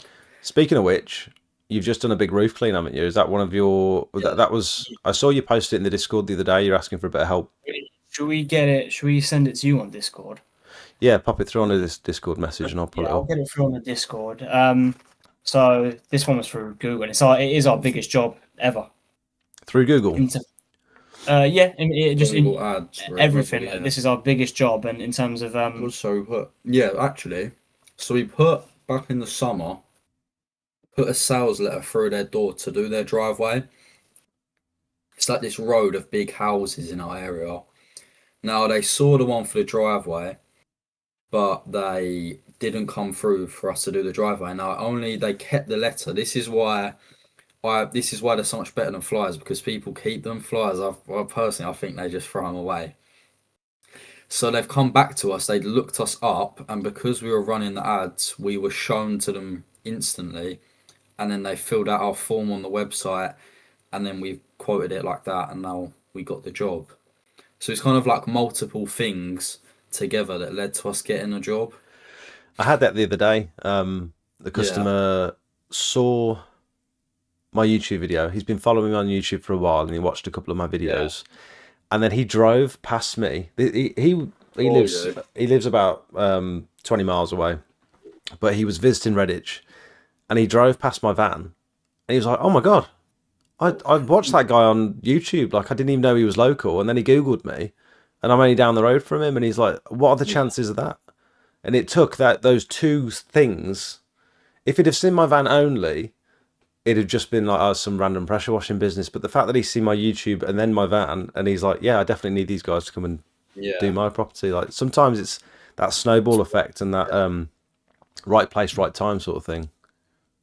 Yeah, so all of it adding up. Mm-hmm. And then when it comes to it, you're first in mind. Yeah, and try to send. I have that time lapse actually. Yeah, I'll put some videos in. I've sent you a picture of the square meter on Google Earth. Damn, 239, and that's without the. Yeah. That's without the pitch. We'll show you the We'll show you some pictures of the actual angles of the house, and to be honest, it's a bit of a nightmare in terms of scaffold tower. I remember you were having trouble with the access. Yeah. It looks like it looks flat on Google Earth, but it's the opposite. It's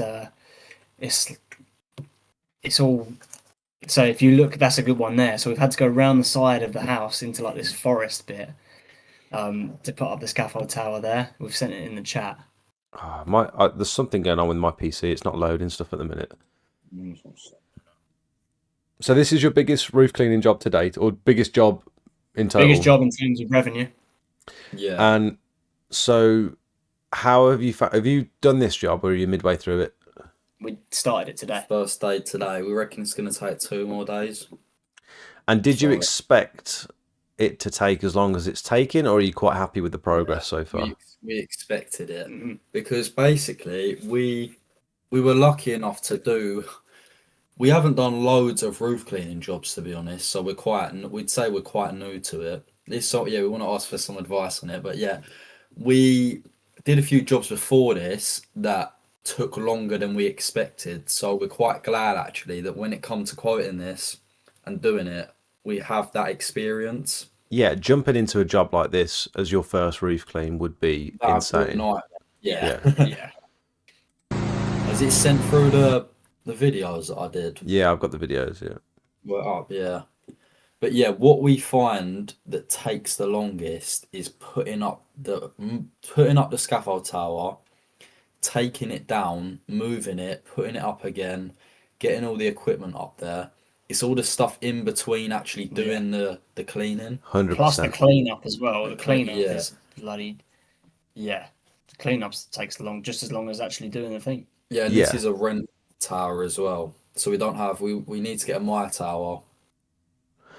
Yeah, we found. I was talking to Rich again about this the other day, and just the whole process of cleaning a roof just does not seem efficient at all. Cleaning the roof is fairly simple in the grand scheme of things. It's all the other shit that you've got to deal with, like the tower, like the cleanup afterwards, which is why we've started using the cherry picker a little bit more. Where possible, we'll just get the cherry picker in, because it's just so much easier to just drive up to the side of the building, sign yourself up, and just very limited on what jobs you can use a cherry picker though, because I can imagine if you quote someone and obviously it's a semi-detached house, you can't use a cherry picker. 100%. I'm quite particular about the jobs that I'll take on, to be honest. If I know the job's going to be a ball ache, I'll either price it out where I think, okay, if we get this, it'll be worth it because I've Yeah. sort of overcharged for it. But if we don't get it, I don't really care because it's like a crazy. It's just going to be super awkward and it's going to take ages. The cherry picker jobs are it's useful to be able to get down the side and so you can reach the back. But we did one with Dan the cherry picker man. I don't know if you saw that video, but we tried to go up and over the top and clean downwards at the back. You And have it's a just 2 meter lance. we've Is done it that with one? no, we've done one with a 2 meter lance. For this one, we had a turbo nozzle on the end of an extendable pole.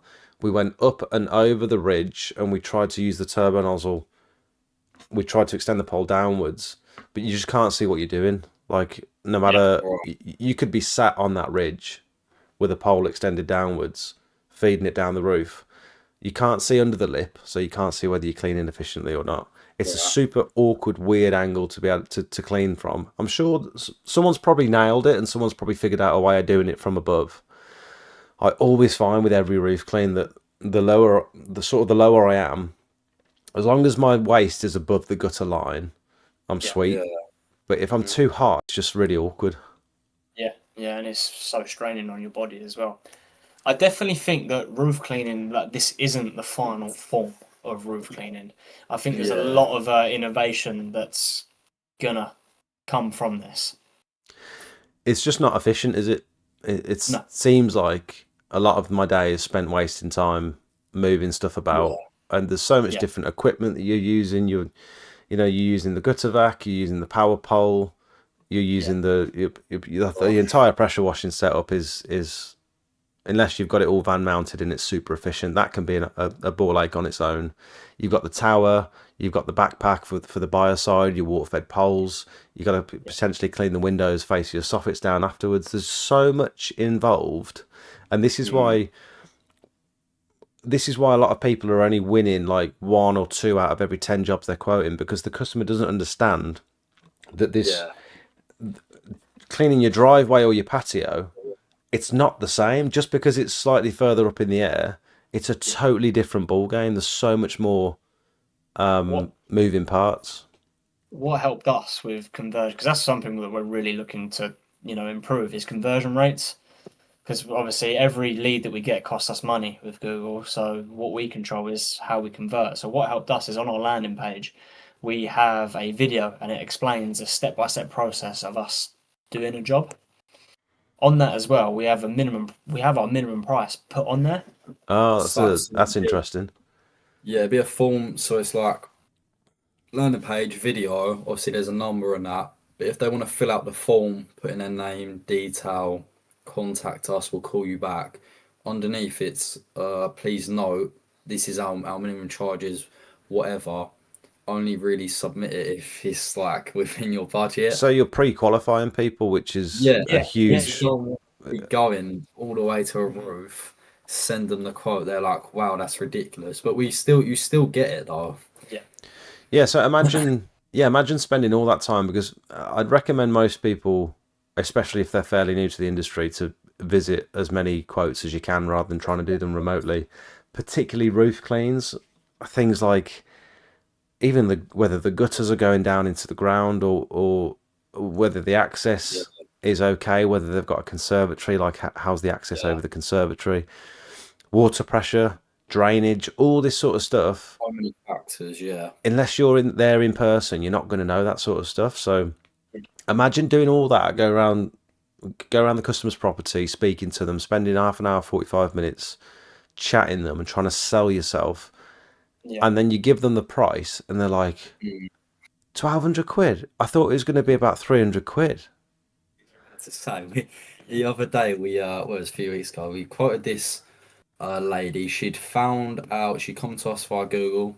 We got there, she was really happy with it all.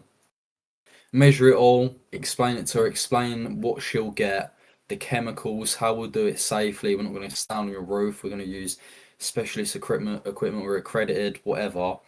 We send her the quote. It was about, I think it's about 1,300, and she replies and she says, "Oh, that's like double the amount that my other quotes have quoted me at." And I was thinking, like, no way somebody's quoted to clean that roof. It's a pretty big roof at £600. Yeah, they So I will. don't even know how that's like who's doing that. They will. I know. There's No. people out there. Cowboy will. Yeah, there's people out there that Yeah. are just happy Yeah. that they're working, that regardless of how much they're earning, and it's a tough world out there for a lot of people, and it's not sustainable. Yeah. Those sorts of prices. You having a look at our website? Yeah, just pulled it up. Someone said just check your website. It looks very good. So I just thought I'd have a little Yeah. peek. Cheers. How did you make this website? Yeah, Because someone asked about this earlier.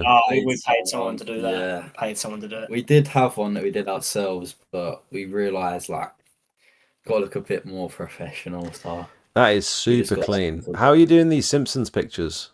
AI? We got, Funny story. yeah. Have you had a chance to see our van? Yes.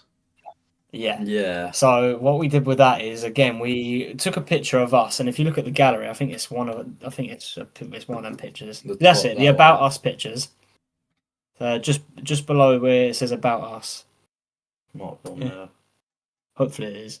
That's also Oh, an no. elephant. There you go. So that picture there, with the one in the storage unit, we sent that to a guy on Fiverr, and we said he basically creates people into Simpsons characters. Really? Yeah, so we paid about 20 quid for him to do that, and then we got that picture, and we actually sent him the dimensions of the van wrap as well. Oh, no way. So he created the Simpsons characters to, fit the size of the van, so it was high quality, and then we sent that to the wrap company, where it would, and then it was made from there. Has he done a bunch of different poses for you? He just did. We He got did three. them two there of us standing with the gun, and then just us together. It's really that's more of unique a- because people will know you for that now. There's Yeah, not that's anyone else grand, doing yeah. that, is there really? It's a trigger, If people Yeah. think of the Simpsons, they in our area they should think of the van that drives around Essex with the Simpsons character on. It's like the Michelin Man, or whatever. Why the name We Clean Property? No, it says it in the name, What doesn't it? we do. It says it in the name. And that's all it Yeah, we is. It's did. just someone compared it earlier to We Buy Any Car, and it's like clean. It just works. Yeah, that's what we like. Well, it's like you read. Actually, one of the reasons, the window cleaner on my road. On my road, there was always this window cleaner, and his business name was I Wash Windows. I mean, Past it for the last however many years. it works. Same thing. Yeah. Yeah. So what services are you doing? Are you doing window cleaning, or is it literally just pressure washing? Yes, we just driveways, patios, roofs. We've never really offered gutter clearance, or we've done it, but we never offer it as we promote it as a service. We prefer to stick to like the bigger jobs really. You want the higher There's two ticket of work? us. Like, There's doing, two of us as well. doing so- gutter clearing, obviously you can do like 5 in a day, don't get me wrong. But I'd rather have less stress finding like one customer that I can do a roof for that 2 days, Yeah. rather than finding 5 in one day to cover the, what we need together. So over the winter, can you see yourself doing a roof clean that's going to take you 2 days, back to back across a week? Because I would struggle to do more than maybe two roofs a week comfortably, because they're so difficult.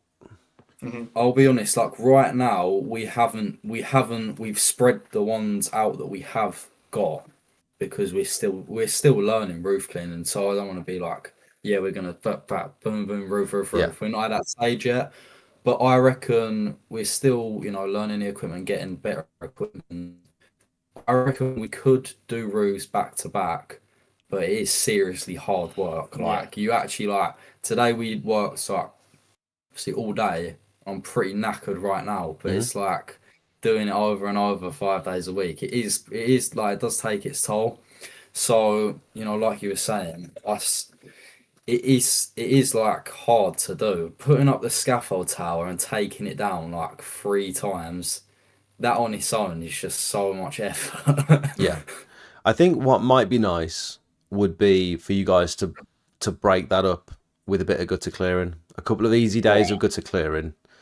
and then In between roofs. big roof cleans, and Yeah. you've got the equipment out anyway, because if you're doing a roof clean, you're probably using your gutter vac at some point as well.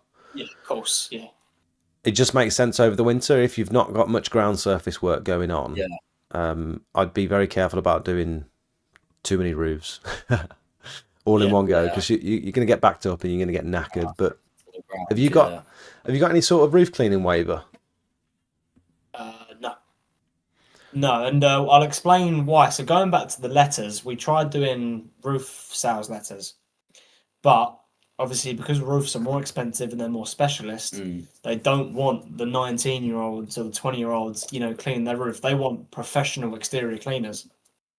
So that's why the sales letters didn't work for roofs, because they didn't want to support the story. They wanted peace of mind of a company doing their roof professionally. Yeah.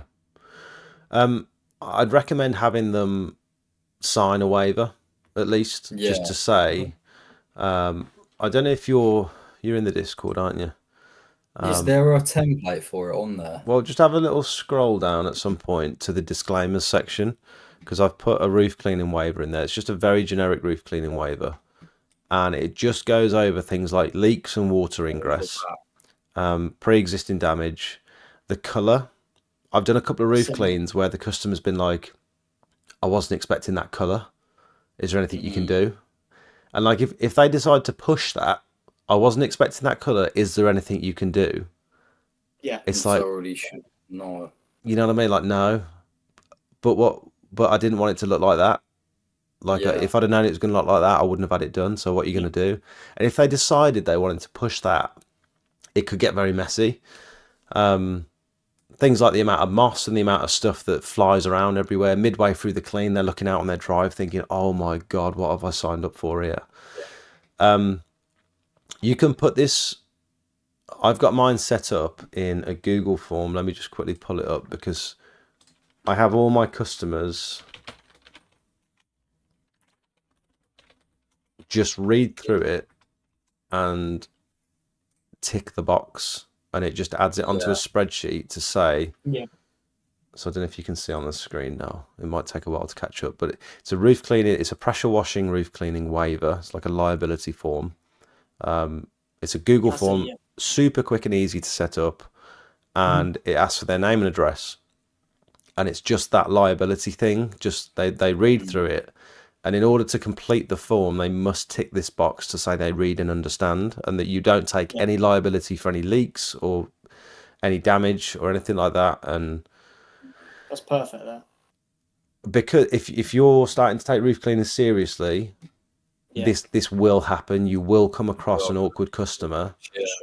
Yeah.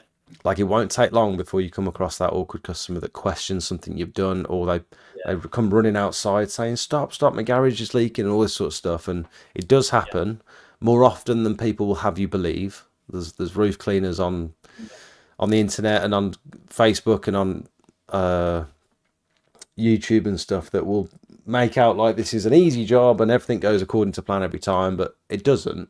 No matter what your process is, stuff happens. A lot of the time it's beyond your control, but as long as you've got a little bit of liability removed from your lap, it's you won't come unstuck. So you're not going to get this disclaimer in any other Discord or this, this free other piece of information that you can use. I wasn't going to mention it, but well, there you go. Let me say it for you. Yeah, we had one. We do have one for driveways and patios that that is from the Discord as well. Is it? Yeah, we actually took from that. Yeah, but it's because of the weeds. When it'd be what we would always happened. I'm going to assume you might have heard this one before. So you sprayed a hypo, and then maybe a couple of weeks after, they'll say, I thought you put down stuff that would permanently get rid of the weeds. Yeah. And then we'd be in this thing. We're like, no, we said that it doesn't permanently get rid of them. It just like. But you said you treated it. It's like, no, I treated the black spots. I didn't treat the weeds. Yeah. So that was a key one to add. But yeah, after that, once we did the we put what would be like terms and conditions, terms of service. If you agree to book with us, you're agreeing to our terms of service as well. So, but yeah, I think a waiver. I do think the tick, actually having them physically tick. I think that's good. Yeah, because there's no way around it then, is it? No. They can't be like, I didn't actually read it. Yeah. Yeah, they have to. Yeah. It's and it all goes onto a spreadsheet. It automatically populates the spreadsheet so you can see who's ticked it, and you get an email to Yeah. say they've ticked the box and stuff. Do you send with your quotes? So are you sending all of them by email or by text and email?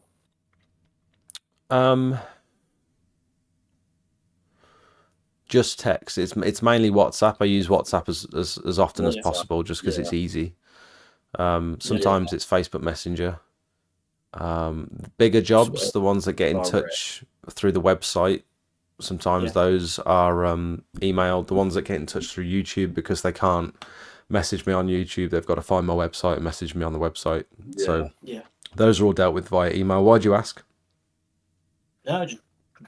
Yeah, I was just thinking because with roofs, we send them only by email because we have like a format, like a PDF. But obviously it takes longer to send. Now, I was just thinking, like, I don't know what comes across as more professional. With an email, like if you do like a PDF, we feel like you can put more information on it, but it's way slower than WhatsApp. And people with WhatsApp, they'll just read it more direct, more personal, you could say. But yeah, I was just wondering what you do. I still think, to be honest, that email is quite archaic. It's almost in the same league as fax, like sending a fax. It just seems so old. I don't know why people are. You get an inbox full of emails, and you'll start working through them, and maybe you'll get to it that day. And it's useful. I just remember being at work before, and you'd send an email on Monday morning, and you wouldn't get a reply till Thursday afternoon, and it's like. Why are we doing this?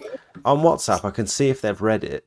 I can send them the pictures after the job's done, the before and after pictures and stuff. I can send them the links to my review. It just seems so much quicker and easier, and a more personable way to have a conversation with someone. I understand the benefits of email, but yeah, as soon as you decide to send a picture or a video across on email, it just takes a lot longer, and a lot longer to get a response. What I like doing with some of the bigger ticket jobs, especially the ceiling work or the roof cleaning, like roof scraping work, I'll send a quote over and I'll back it up with one of my shorts. So I'll send them like a Facebook short to say, here's one we did a couple of months back. It's very similar to your tiles. It's very similar to the layout of your roof. This is our process. And it's good to create a short or create a video like that aimed for your customers. Even if it doesn't do well on social media, make the video showing your process so that they know exactly what to expect. So we pull up, we check access, we use a scaffolding tower, we use this have you ever scraped a roof? Actually haven't yet. So that'll be a bit of a shock to you as well when it comes to you think roof cleaning's hard. Wait till you've scraped a roof. I can understand why you get on the roof. I can fully understand that. Yeah. You made a good video actually, like explaining why. Yeah, and I know it's not for everyone, and there are risks involved and stuff. I'm never going to tell anyone that this is the way they should do it, but I think for us it makes a lot more sense for us to do it this way, and we've actually found a safer method of doing it now, so we're going to start working on that soon. But if you can show the customer a video of exactly what to expect with the before and after, with the results at the end of the video, they're like, what more do you want for a quote? This is exactly how I do it, and these are the results you can expect. We have something similar. Let me see if I can send it into the... What's that? Our quote format? Not the whole thing. The other great thing about Facebook, about linking people to Facebook, to before and after pictures you've done on Facebook and videos and stuff, they can see your reviews there as well. I basically say to people, if you want to see our previous work, we virtually post everything. My whole portfolio is on Facebook, so you can see all the work we've done, pretty much. Yeah. As soon as they see the amount of followers that you've got as well, it's we put this link on our quote that we send. Can you see that in the DMs? Are you sure you want to send me this? Is this a secret? It's fine. No, how many viewers? It's on our website anyway. Yeah, it's fine. If someone really wanted to dig in, but I can't recreate it. Here's a video showing exactly what you can expect on the day of your driveway clean or patio. So you've See, just booked the clean. that is perfect, isn't it? What more, as a customer, what more do you want? Yeah. You use your outdoor tap. That's a big question quite often. Do you bring your own water? It's like, no. That's the most commented video. Fun. You have to load up the chat. That's the most commented comment on our videos. Is do you use the customer's water? Yeah. Yeah, and people just can't fathom. Yeah, you need to. Yeah. Like, if I was to carry the amount of water I need for a driveway like this, I'd be driving a lorry. A lot of people overestimate how much it costs as well. Yeah. Like people think that you're spending a fortune on their water. It's a couple of quid at most, isn't it? On a normal driveway like this, it's probably £3 or £4. Yeah, yeah. Can the people on the live hear my voice? Do you want me to turn it on? So it can work effectively. The treatment is fully washed down, in which it is safe to be washed down into the road or any of the nearest drain. We always clean the road and pavement outside your property, and all mud is collected neatly and placed in a flower bed or an area of your choice. If your driveway is block paving, we return the following day once the surface is dry to brushing dried sand into the joints. We then use our leaf blower to remove any excess sand, leaving a durable and professional finish. And that's it. Your driveway and patio has been restored. I've been very fortunate in that I've got Rich to come and help me. Yeah. And he's quite nicely slotted himself into the business, and because he runs his own exterior cleaning business, he immediately just knows what he's doing, and his standards are super high, so it's been fine. Obviously there's different sort of financial thing going into winter, and Rich having to drive an hour to get to me and then an hour back. Sometimes it takes him 2 hours to get home, and I just feel so bad for the guy, but he's quite happy to do it. But I was going to ask, obviously, do you combine your leads together, or you don't answer? You don't have to. No, it's fine. Rich's leads are all over sort of Walsall way, so it's literally the other end of Birmingham, over an hour away from where I am, and I just don't really want to do those jobs, so I'm quite happy for him to. He works with me 4 days a week. Yeah, 4 days a week. And so the other 3 days, he can either decide to have the day off, or he can go and do some of his own jobs. And he's still getting inquiries in. Yes, it's been a bit quieter for him because it's like his second winter, I think. But like it's been a little bit quiet for me as well these last couple of weeks. Really? Yeah. Yeah, a little bit. But just when I start. Say that again.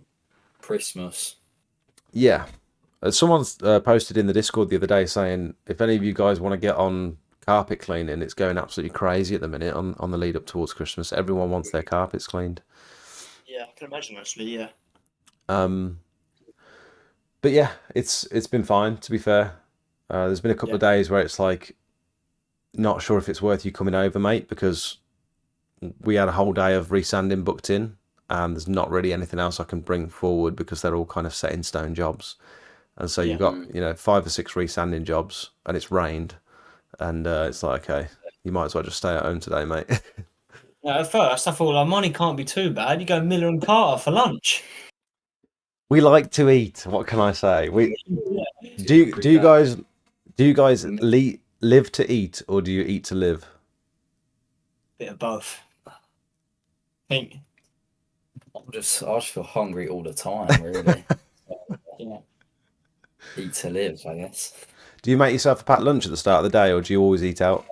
No. We usually just get up like we've probably done. I do eat anything before work usually. Like slice of toast, some peanut butter. I barely eat anything. And Boy, I'm just hungry. You sink a black coffee and you're back in the game. You're in the game. You know? Do you find that you struggle to find time to eat? Yeah. Same. Especially on road planes. We have to actually say, look, we gotta stop. Take a step back. We should stop because this is hard work and have 45 minutes to actually go get just some forget food. Though. Yeah. So in it with working, and just eat when I get home.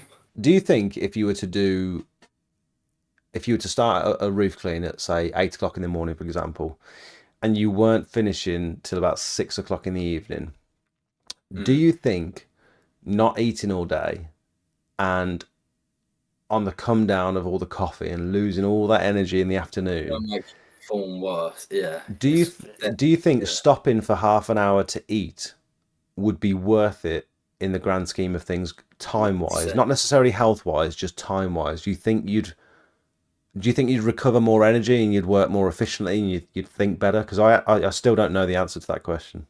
I definitely think you would. I think if you've given yourself half an hour, it's like, right, I've eaten, I have no excuse now to go and absolutely crush it. Yeah. Yeah, it's that. But sometimes if you eat too much, you're like, okay, I just want to go to bed now. I don't want to finish this roof. Yeah. It's like I get really frustrated though if I don't if I haven't eaten anything, gets I'm hungry. just so angry.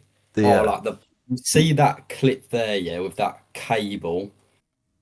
Today that he's pissing me off your rag, so didn't much. you? You actually lost your I rag. don't know if it's our pole or what. It probably is our pole. When that cable does not run through the pole and you're extending it smoothly, it always gets tangled, like yanking it through. The water-fed pole? Yeah. The power pole. Oh, okay. Yeah. It just gets stuck. There's nothing worse than hoses, than like, because especially when you're doing a roof clean, the amount of hoses that you have floating around everywhere. Did you find on the tower that did you find at any point that your hose was pulling you back? No, I think we don't. Our high pressure hose stays on the ground. Our low pressure hose is for some reason super long. So it from the whole we don't feel the weight of it. We have it's like an attachment. So we have the high pressure hose, and then we have a lower pressure hose. It's like a thin one. Yeah. I don't really know the terms for it, but we connect it to the high pressure hose. The heavy hose is on the ground, Right. and leading up to the tower. You might be able to see.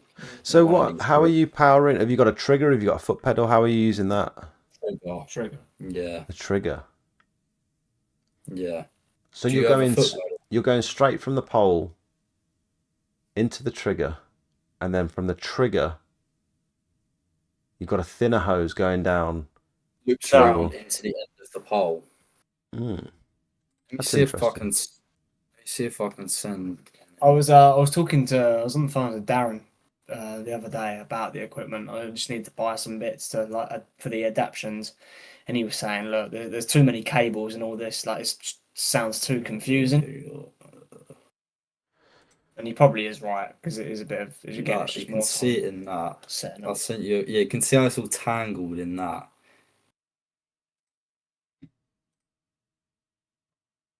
Oh yeah, there's a lot going on there. What the hell? You see how tangled, but that's that's kind of our fault though. What pole have you got there? Is it like a cheap pole? It's from Skyback. So yeah, it's dodgy. Yeah, I mean, it wasn't cheap. That hose is it quite a plasticky hose? Yeah. So that's the issue. You see where there's duct tape around it as well. So we put that around there, because there's no elbow on the hose. It kinks. Now I feel like if it keeps kinking, it's going to get a split in it, and it will just. Yeah, that's just a super cheap plasticky shit hose. That is. Tell me about it. This is why. So say you see where it's all kinked at the bottom there. It's like that. So say if you can't see you.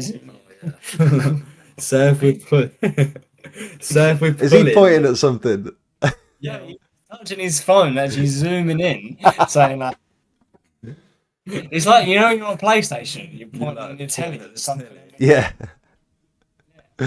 Yeah, so if we're extending the hose, the end of it is looping up and it just gets stuck. Nothing worse.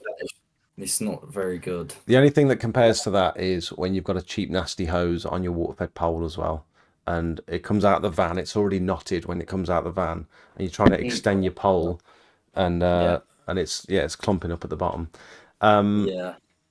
Spark says, advice from an older person: please eat and drink properly while at work. Yeah. Sometimes it's the basics that you need to remember. No, I like this. I like to work starving like a true hunter-gatherer. just to tell your body we're serious. Get to the end of the day and you've earned your dinner. The worst one for me is needing a wee. I constantly, especially if I'm drinking as much water as I should be drinking, I feel like I'm Yeah. pissing every half an hour. No, I can relate to that. What do you do when well, you just ask the customer to go to the toilet. Sometimes you're so plastered in filth that it Yeah. just doesn't make sense to go into their house, and other times they're not even there anyway, and I don't want to piss up the side of their house or go down to the bottom of the garden, because if they come home and they catch me, that is literally imagine a 1-star review saying he was pissing up the side of my wall when I got home.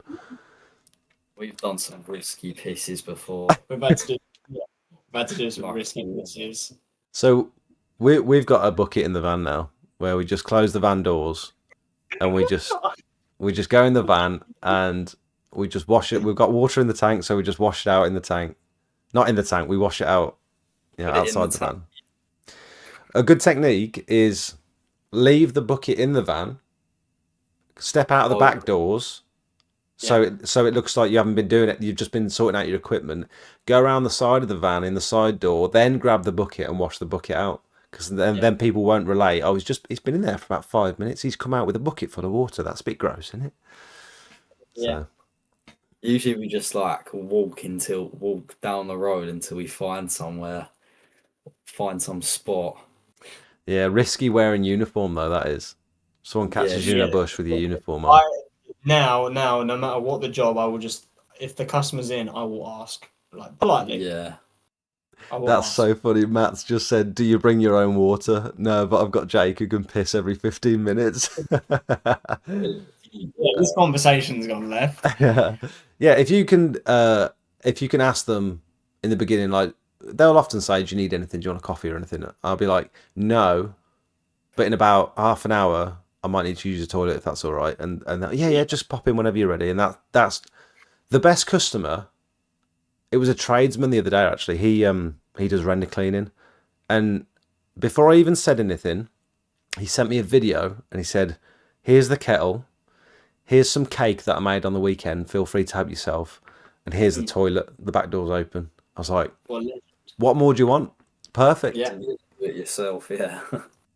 What's the best piece of food that you've been given at a job? Is there one that comes to mind? Oh, our customers have been so good, and I think the reason they've been good is because they see my stories and they try out competing each other. Honestly, the start of the week, I'll get a little slice of cake or a biscuit or something. Midway through the week, I'll have a bacon sandwich. And then at the end of the week, another customer's made me a bacon egg sandwich with a coffee and all the trimmings. And I couldn't even say. We have so much. And Rich will tell you, he says I get nothing in Warsaw. I'll be lucky if I get a cup of water in Warsaw. Mate, yeah, same here, to be honest. You know the thing about the coffee rating? I'll say Oh, that. yeah. So bad on that. Yeah. It's funny though. We basically, so say Harry was doing a job and I was doing a job. We're both on the Instagram account. So like Harry get a cup of tea, he'd take a photo and put it on the story and he'd like rate it out of 10. And then I'd do one as well, right? He'd be on another job. I'd be like standing something. So one time I'm not gonna lie, this might be the worst cup of coffee I've ever been given. It just tastes like I was drinking it's just disgusting. So I gave it like a 3 out of 10, right? So I finished the job, whatever, the guy pays us, whatever. Go around the corner, park up, and I check, and the customer DM me, and he'd seen our Instagram, and he'd replied to it, and he'd seen that I'd rated his coffee like a 3 out of 10. I was like, no way. What did he say? He was like, oh, shit. Yeah, no, he's a nice guy. He was like, oh, sorry, man, I didn't fucking. It was like Nescafe or whatever. That's crazy. How would you not know that was going to happen? Oh, we've just been stupid. I've got another funny story. Still left us a review, like. About ping the binoculars. Oh yeah. Yeah. So we're doing a roof clean. This is recently, right? And our customer, he was Chinese. He'd lived in the country for 40 years, but he didn't know any English. Right. So we're getting to the end of the roof clean, and he comes out, and I'm on the towel, and I see him in the corner of my eye. Are you about to do a Chinese accent? Be very careful what you're. No. But he comes out and he doesn't need what he's got in his hands because he can just see it from the ground. But he's got the biggest binoculars, right? That we've ever seen Yeah. zooming into the roof. What? It's like what we figured, right? Because he didn't have like very good English. He was trying to like point out to us something, but he didn't because he couldn't say it. So we just go in the garden and whip out these binoculars and like looking up at the roof, and we're just what is going on? He had to get. We needed a translator for when we quoted it. Yes, yeah, Did you? That's pretty cool. That'd make a yeah. good It TikTok. was a nice Have you done that time. one yet? Very nice. What's that? Have you done that story yet on TikTok about you needing a translator for your? Oh, you have. That's Oh cool. no, not the That's a translator. good No, idea. that's We a haven't good actually idea. thought There of we that. go. I'll write that down. You write that down. That's a free one. Just give me a bit of commission on that one. What was I going to say? What was I going to say? Do you think you're going to be going more into the educational videos then, or do you think you're going to start making more content for customers? Because obviously social media is very powerful. Yeah, it's a good question because we have been thinking about it. It's like what's the whole point of doing all the videos? We spend so much time doing it. It's like, and I'm not gonna lie, the videos we make now, they're not geared to getting customers. The videos that I think could do better are like the big time lapses from above, and it's a full process, and it's the satisfying ones. I feel like that'd be good for customers. Hmm. The ones we do now, they're kind of like, especially the ones that are really informative, they're for pressure washing business owners. Or they're entertainment Yeah, to me. or You know, just the average Joe Schmo. who's just scrolling on their phone and they're like, yeah. Because it is sort of what's the goal? Like, do you intend on being? Sorry, you cut out. Then I thought you had finished talking. Sorry. That's all right. Do you intend on being like a educational exterior cleaning channel, or are you trying to build a personal brand around exterior cleaning so that you can generate more customers, or both? A bit of both, and it's a bit of a boring answer. I think with being the education point of view, we've got to be very careful because we haven't got enough experience to be telling people this is the right method or this is the best equipment. Um, that's just treading, rough waters if you're trying to be an expert when we're not. We've been doing it for 2 years, but we make these videos for people, us 2 years ago, who didn't really, you don't really like their jobs, don't really know what they want to do. So we just make these videos to, educate people, and they do help people. We get nice comments, and that's Yeah. what it's all about, really, helping people. That was the trap I caught myself in. I still do, to be fair. Trying to teach, and if you understand the subject and you've been doing it a long time, you've got decent experience. I think you can teach, but if you're still relatively new to it, I caught myself teaching in these videos, and I look back at them and I think, you didn't really know what you were talking about. Why are you trying to teach people? And I still pull myself up on it now, like especially with things like roof cleaning, where I've only really been taking roof cleaning seriously for the last just over a year. I've got to be careful how I word stuff. So I instead of this is how to do it, I tend to say this is how we've decided to do it. You do it, yeah. I think that's a good one. Yeah, I like your opinion. I think if customers see, potential customers, if they see your education videos, I feel like it's positive as well because you're, in their eyes, positioning yourself as the expert. Yeah. And they think you know what you're talking about. Uh-huh. So you look professional, teaching other people about what you can do for them.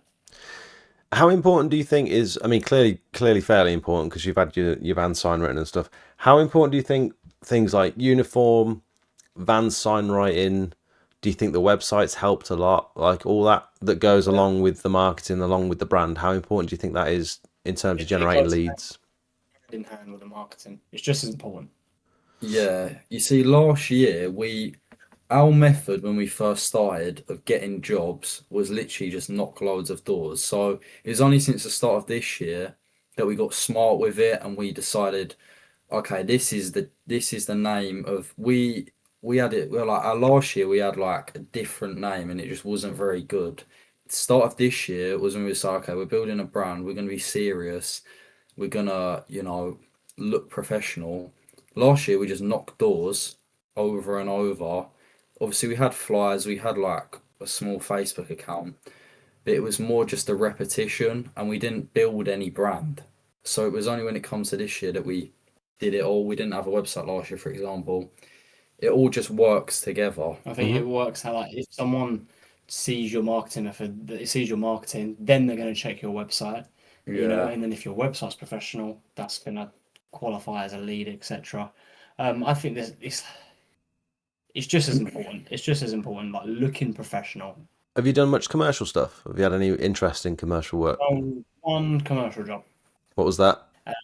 It was a sort of an entrance of this speaker company. So like high-end speakers, like really expensive speakers, and they were basically like they were changing their office, part of their office, to a showroom. So they wanted the entrance, like the slabs and stuff, cleaned up. And it wasn't really a huge job, but do you know how they got in touch? Was that through TikTok or through your website, or? We put a sales letter through the CEO's door. So the guy that ran that I don't know, did he run the business, or He had investors that he was the quite CEO. Yeah. So it was through local marketing that we got that job. Yeah. Would you bear with me for just a second? Yeah, absolutely. My son's just called me, and he doesn't normally call me this late at night, so that's fair enough. We can entertain the chat.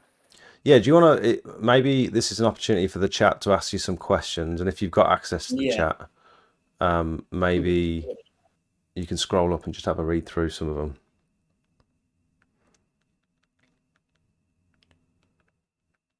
Yep, long time that was videos on YouTube. Then from one long video, you could get 30-ish plus more, short from 10 seconds.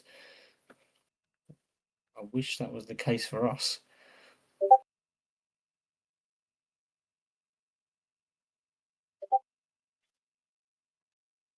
I've got toilet roll in the van. That's a good question, actually, if you need a bog. Harry just poos in a customer's toilet, so it doesn't matter. He has no shame. I don't have any shame. Oh, it's all good. Emergency averted. Is it all good? Yeah, he said I've mastered some butterfly knife tricks. Oh, nice. He wanted to show me some butterfly tricks. So. How old's your son? He's 11. Oh, he's 11. Brilliant. Are those red backs you wear on your feet, fellas? I'm after an ankle pair. What was that? We have Someone those red like shoes. We have red back. Oh, not red. What's on top? Buck boots. They're called. We got them from you, love. Yeah, we've got the buck boots as well. Buck boots are the nuts. An ankle pair. I have a pair. Maybe I wear. They're called like dealer boots. They're just like steel toe cap boots, but they're just that ankle height. Yeah. Goals for 2026. Good idea. Good question. Yeah. So we basically come right now. Obviously, we're running out of the one van with the one machine set up. We're planning on getting that machine put into that van, and then get another larger van with a machine that we can move around still. Mm-hmm. So with roof cleaning, because we have to rent a tower on every job, it's just so much hassle. What we basically need, we think we need, maybe your advice would be good, a My Tower or a 6-meter My Tower, just so that any basic roof cleaning job is doable, and we don't have to rely on, calling in a scaffold that might turn up late, or there'll be issues with it. But yeah, that's as far as operations go. We also want to employ as well. We'll get someone working with us as a labourer. Do you think that'll be ground surfaces or roof cleaning as well? Mainly roof cleaning, because obviously roof cleans 2-man, 1 day is usually what it is. So we'd have obviously one van being like maybe the roof cleaning van, and the other van being the driveway cleaning van. One of us doing the driveways, like 2 driveways a day. The other person doing the roof clean with the labourer. And then... How do you find doing the admin between you? Have you got one of you that just focuses on the admin, or do you share it? No, share it. Share it, yeah. We have we used to have it so that we had our both of our phone numbers on our marketing material, but we recently, a few months ago, we changed it so we just have one number. We have a separate phone for leads, and then we just share. If a lead comes in, we'll just put it through our system. Well, But so we just all have access to everything, Yeah. and whenever we know something, like, we're always on the phone to each other, like not like texting and whatnot. I was Just going to say always it in must the be loop. difficult. Like I'm trying to figure this out with Soph at the minute, who's my fiance, Mm. and how if she could help me with some of the admin stuff, like some of the invoicing and things. But I'm so everything's up here. It's not necessarily on the computer, and I just Right. it's sometimes just I feel like it would be quicker for me to just do it than it would be to ask her to do it. Like even once she's trained up and she understands the systems, I still think it's quicker for me to just do it. And so it must be so difficult to like if you one of you guys are saying, oh, have you invoiced that guy? Have you done that one yet? Have you done that quote yet? And you must be in constant contact so that you're not treading on each other's toes and doubling the work up or missing stuff. Yeah, it is true. I guess we have basically a spreadsheet with all our leads on it. I'm pretty sure remember you saying you had something similar on something where Hmm. just have a spreadsheet like address, name, whatever, and then we have it so we have a drop down with the status of the customer. Yep. So if they're a new lead, we'll put it down as needs quoting, quote booked, quoted, send the quote, Follow follow up again. Have they said no? If not, follow up again, like really, but further in the future. like next spring, next summer, Yeah. next year. That's a good idea. So you can just go back through, and if any have not got Yeah, back we to go you, back through the old ones. Yeah, that is a but good it's idea. like usually we just quite like try to keep really on top of it. So if something comes in, we'll just instantly put it onto the spreadsheet. I think what's very key to any good business is speed. Yeah. How quickly can you, like how quickly can you, send the invoice or send the quote? Just how quick can you get back to them? Do you know what I mean? Yeah, I think I listen to a lot of Alex Hormozy, and he says things like, Yeah, if you're Yeah. not getting in touch with your customer within the first 30 seconds of them filling out the form or sending a message or whatever it might be, if you don't get in touch within the first 30 seconds, they're already looking elsewhere, and you've like Yeah. massively Yeah. decreased your chances of winning that job. yeah, But you are right. In the very beginning, I was answering messages and emails at 10, 11 o'clock at night because that's just when people would send them. And yeah, my conversion rate was probably around about 95% on all jobs Yeah. that I quoted. I wasn't being particularly cheap either. And yeah. I realized it was because customers would tell me afterwards or during the job, like, you got back to me so quickly, and like the job it was quoted so quickly, it was so easy, and there was no reason for me to shop around because you just sorted it. And I think that's very valuable. And when the business gets bigger and when you get a lot more customers and there's a lot more things to do in the business, and It's also easier yeah, you put like constraints on yourself where you think, I've been going a couple of years now, I need to start getting my weekends back, or I need to start getting my evenings back because I'm burning myself out here. So you put rules in place where, okay, I'm putting my phone down at 6 o'clock and I'm not gonna pick it up again until 8 o'clock the next day or something. And it's all well and good saying it, but that person's then got in touch with another 2 pressure washing businesses to do that Yeah. job, Yeah, and then you're competing. Yeah. yeah. Maybe that is when you need to employ someone for it. Maybe, yeah. Yeah. How do you feel about your wife working for you? Do you think that'd be, a good thing, or would you rather have her away from the business? I think she'd be very closed off from. She works in an office now with a lot of people, and it's good atmosphere. She has a lot of banter at work, and she drives out. She's got something new to do every day, and it's like a different environment. Whereas if she was just working for me, she'd probably be sat in here, just sort of on her own. Yeah. And I don't think it would be healthy for her, to be honest. But I think she'd be fantastic for the business. She's an accountant basically, and she does finance as her job. So she'd be incredible at it, and she'd probably elevate the business massively, and she'd be a huge help. But I just don't think if it'd be good. I don't think it'd be good for her, really. Yeah. How does it work for you guys if one of you have got this sort of adventurous idea that needs a bit of investment, and the other one's not particularly on board with it, or you think you need to go in a different direction, or it's just like a flat out no, we're not doing that? Have you ever had any disagreements about the direction of the business or big purchases and stuff? I'm assuming the money sort of gets split. One thing we need an investment really this year. That's the one To thing get all the next machine and that's what we're van looking and to stuff. do. Yeah. But if there isn't a disagreement, you just talk it out and you just see each other's Yeah. point of view. If someone has an idea, we'll just say to our person, I've had this idea, what do you think of it?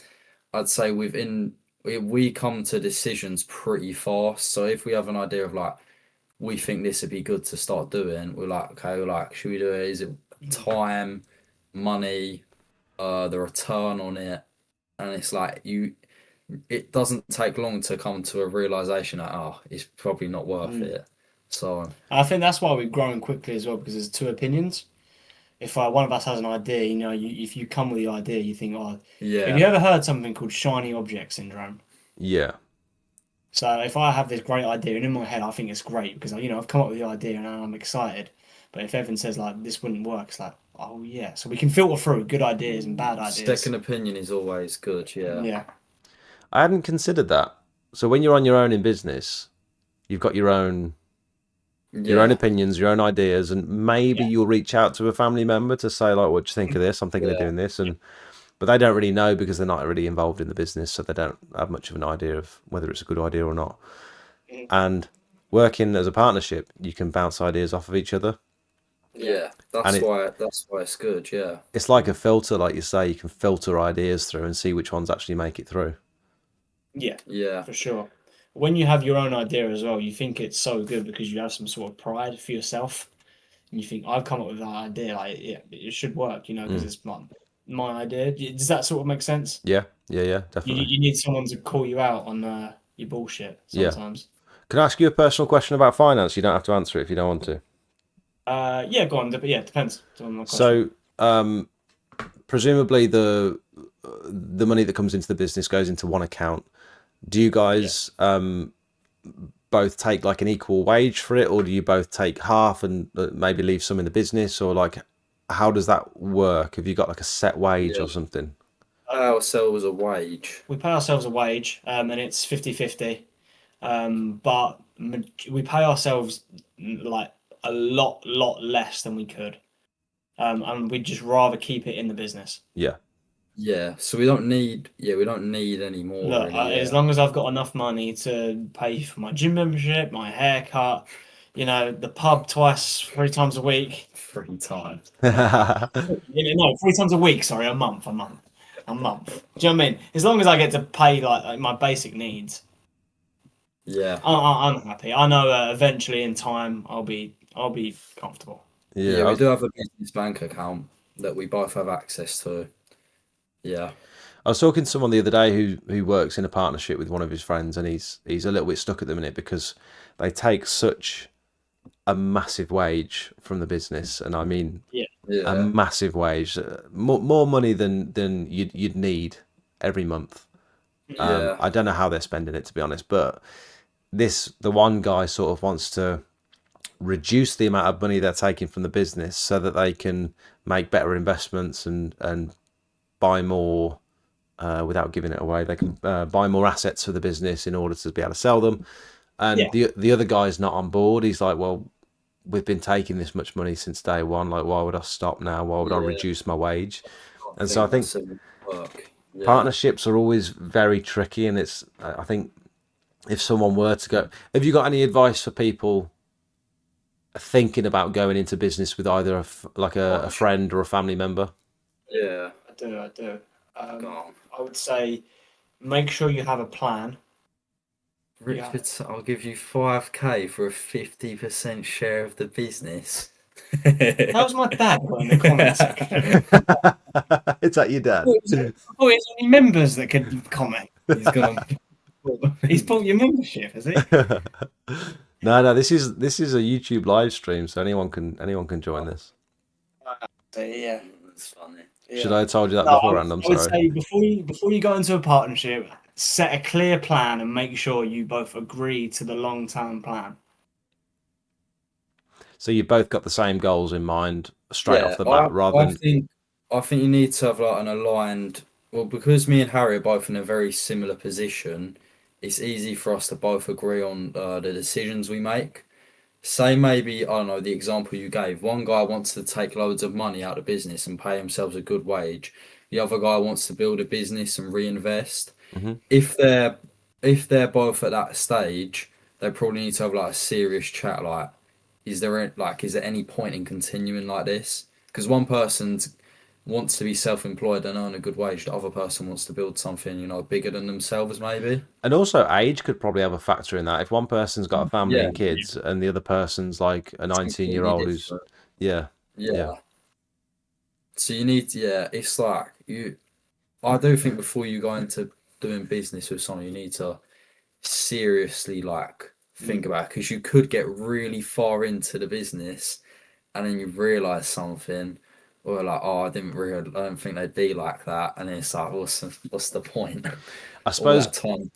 gut feeling about things like if you pick up communication cues where you think, oh, they're not really listening to what I'm saying, they're just sort of speaking over me and stuff, like that will only get worse. That people don't change that sort of stuff about their personality. So something that's Correct. irritating you early on is only going to be exacerbated that years into the business. You have to be very similar people for it to work. Yes, I agree with that. Especially like with what we do, we spend so much time together. You have to be like patient. Like there's very few people that I know that I could, like now. Me and Harry, we met at like, I don't know, like 6:30, and then we've basically done activities together all day related to work. It's very like, even like some people I know are mates. I love them, but I could not spend a whole day with them for that long.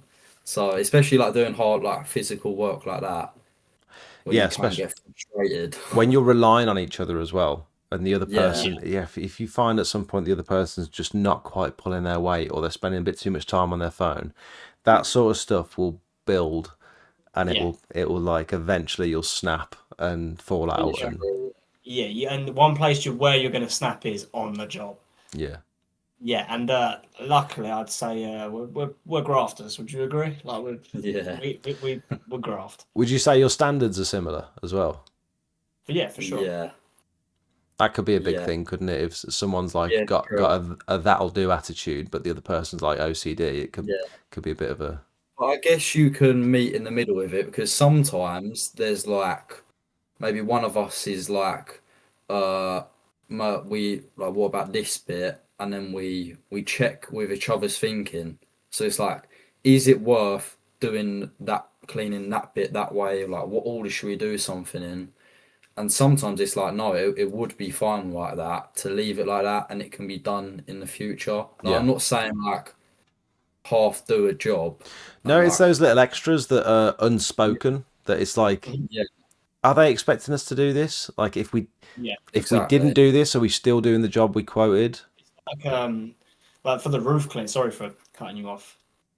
It's like for roof clean, this big job that we got at the minute. This it's the very large house. We've got to strategically plan how to be the most effective way. Like obviously, a bit of mud flicked over on the back. It's like, look, do we clean this up now? Or we're going to be cleaning the back of the roof anyway. Just set the expectation with the customer. Mm-hmm. We're going to clean it up, and obviously we're starting that bit tomorrow, so it will. Yeah, it's good to get that sort of thing out of the way early and just explain to the customer, especially on a roof clean, like this is a dirty process. Everything's going to get plastered. Don't worry, we will clean up after ourselves. Yeah. Because if they get halfway through and think, God, who have I booked here to do this? It's like they've never had their roof cleaned before, so they didn't know what to expect. Yeah. Yeah, do you guys play Call of Duty or Ark? What are you playing at the minute on PlayStation? Don't play I any haven't played PlayStation. Ark in ages. I just love pressure watching. I just love pressure washing. Like, it's Call of Duty Black Ops 7 now, which I thought was crazy. Yeah, I know. Where'd the others go? The 5 and 6. What happened to them? Have you guys got any question? I know we haven't really prepared for this, but Yeah. I was going to ask, yeah, we were talking earlier. So, on the job we're doing now, right? So, basically, you know, when there's lots of white lichen, pressure wash it. Now, we saw that Partridge, he said that when there's remaining bits on a roof that you can't get off, we don't use steam, so we can't get it all off really. Does the biocide remove that, the last remaining little bits after a certain amount of time, from your experience? eventually that white lichen spot Yeah. will disappear with biocide. Yeah. The issue with the white lichen is that that's the type that takes the longest. So if you come across the yellow lichen or like green algae or black algae or whatever, the white stuff takes the longest to clear. So if you ever do a roof scrape and you've got these big white rings, you might have to set the customer's expectations and say like the rest of it will look good within 6 to 12 months, but you might see the white spots are still there. We might need to do a second treatment on those. I've noticed you were using a flat surface cleaner on that roof today. Yeah. If you'd have used a turbo nozzle, you'd have cleared those white spots. Yeah. Then you've got to weigh up whether you think a turbo nozzle's too aggressive on those tiles, especially if it's quite a new roof as well. You've got to consider whether it's worth it. I was going to ask, we need to do some shopping for equipment. Now, we got given a double turbo nozzle and we hate it. Would you recommend getting a single turbo nozzle for roof for the power pole? You've used a double turbo nozzle on a power pole, roof cleaning pole. Yeah. Why did you hate it? Because I feel like you've got to use it. It's not as powerful enough to get rid of your white line. You have to get really close. You have to keep it at the same distance to get the same effect. Because you got to, do you know what I'm saying? You've got to keep it at the same distance from the roof to in the air to get an effective clean. So you finding if you turn your pressure up too much, you lose control of the pole. But if you have the pressure where it's comfortable, it's not cleaning as effectively as you'd like. Yeah, because the pressure's split between two nozzles. Also on it, with our one, you can't change the angle of the nozzle. It's fixed. So it's like, say the pole's like that, it shoots at, it's like at this angle. Say, we think maybe if we had it more directly down, it'd be easier to, like, be more methodical with it. Why can't you adjust that angle? It just doesn't allow for it. It's kind of... So that's probably another thing about that pole, that particular pole. Yeah. Normally, they'd come with a little 90-degree angle adjuster with a little wing nut on it, so you can bring the pole in, aim the turbo nozzle down a bit, tighten it back up again, send it back out. Yeah. Okay. Without that adjustment, I would suggest that you can't use a turbo nozzle without that adjustment, because that's so important. Because especially the further down the roof you get, at the very top of the roof, it might be okay, but the further down the roof you get, you can end up just spraying back towards yourself. Yeah. The more that angle reduces, you know what I mean? Right. Yeah. Where's your power pole from? Is it vacuum systems? Yeah. Yeah. I've never used a twin turbo ever. So. Yeah, if we wouldn't recommend it. But is your turbo nozzle, have you taken a turbo nozzle and put that onto some sort of attachment, or have you bought that from somewhere as well? Quick release. Yeah, is it a quick release? So the one on the power pole is a quick release, yeah. Right. But again, it's just one of those little 90-degree adapters that have got the quick release on the end of it. Yeah, should probably just get one like that. Yeah, because our one does have a quick release, but it's just fixed in position. I think I know which one you mean. I can picture it in my head. It looks like a plumber's attachment, doesn't it? It's like a cast. We've got a cleaning expo coming up, so spend loads of money. I mean, if you get in touch with Nyclean, Shay at Nyclean, yeah, I sent him a picture. I said I've got this. I've got this wiggly bit and I don't want the wiggly. I just want it straight. And he said, in his Irish accent, he was like, Jake, don't send me a picture of your wiggly bits. And Funny. he just sent me the part out. He knew exactly what I needed. He sent it out and it fixed the problem. So Yeah, that's a good. Definitely buy a flat surface cleaner like a Mossmatic. Now, what is our one called? It's a turbo devil. Yeah, so the fitting on it is like loose. So say if you were to squeeze the trigger, Mhm. it basically will always sit at one angle, so it will always level itself. What's that for? The flat surface cleaner. yeah. Yeah, like that. It's just always at one level. Now we've seen with the Mossmatic one that it'll hold if you were to angle it, it kind of like it's more stiff, the joint on it. yeah. What do you use personally for flat, or have you been using? You're quite new to flat surface cleaners, aren't you? Yeah, I am, but I know which bit you mean. So some of them, It's got different attachment. Yeah. if you were to rest it on the roof at the angle that you like, then pull the trigger, it kind of locks in place at that angle. What I mean, yeah. I can't imagine trying to use one if it's sort of flopping around everywhere. And That's what I was like, yeah. you might just, because you haven't got that initial angle adapter, have you, to be able to adjust it anyway? So So I that's think the thing. Yeah, that little just have angle to- adapter would probably change your life on roof Yeah, cleans. because we have tried one, and it was way better. The, We just basically Steve says the Mossmatic is stiffer. If you want to Yeah. change the angle, you just bash it on the roof gently. Yeah, that's it. Yeah, because you can, for washing down as well, it makes it easier because you can direct it. Say with the one in that video, say we're squeezing the trigger and we're hovering it, it's still shooting water directly down. Mhm. If it was slightly more like that and pushing it downwards off the roof, Yeah, it'd make things a bit quicker. yeah. Is there anything else you wanted to go over while you got me? Or are you quite happy? Because I'm quite happy. I- I think we've We've I- covered a lot. I think you guys are smashing it, to be fair, and the rate in which you're putting out content is pretty unbelievable. And I honestly think just link that Facebook account or just post a bunch of those reels that you've already made. I'm guessing you've already got them saved somewhere. Yeah. Just post one of them or a couple of them every day on Facebook. And I'd recommend as well, Instagram and Facebook are a good opportunity to do photos. Just put your before and after photos on there as well. Tag your location in every post. I reckon you'll. There's if you're not generating decent leads from your social media, you're missing out on a huge opportunity there. I think you could be doing the amount of content you're putting out. There's no reason you shouldn't be generating leads from social media. You know what I mean? Yeah. How much are you spending a day on Google Ads? I think daily it'd be like 50 quid. No, not 50. It's a bit less than that. Yeah. It's 1,500 over 30. I can tell you should we say the monthly budget? Yeah, it's 1,500 a month we're doing. That's the monthly budget. Yeah, but daily.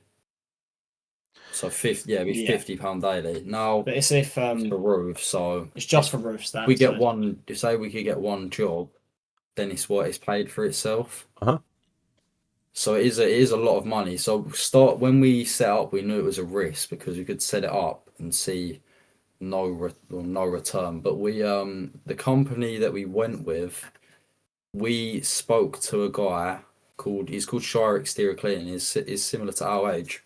Speaking to him, he said he gets all his roof work from paid ads. So he referred us to these guys that do a lot for pressure washing businesses, and we went with them, and it started working okay. But we're going to keep up with it, and hopefully in the new year, as it picks up again, we should see some more return. Steve says that you should be having 8 to 10 leads a day for that, but I'm guessing, roof clean more like 1 lead a day is about right. Yeah. A load of factors depend on it, like how many other people are doing Google Ads.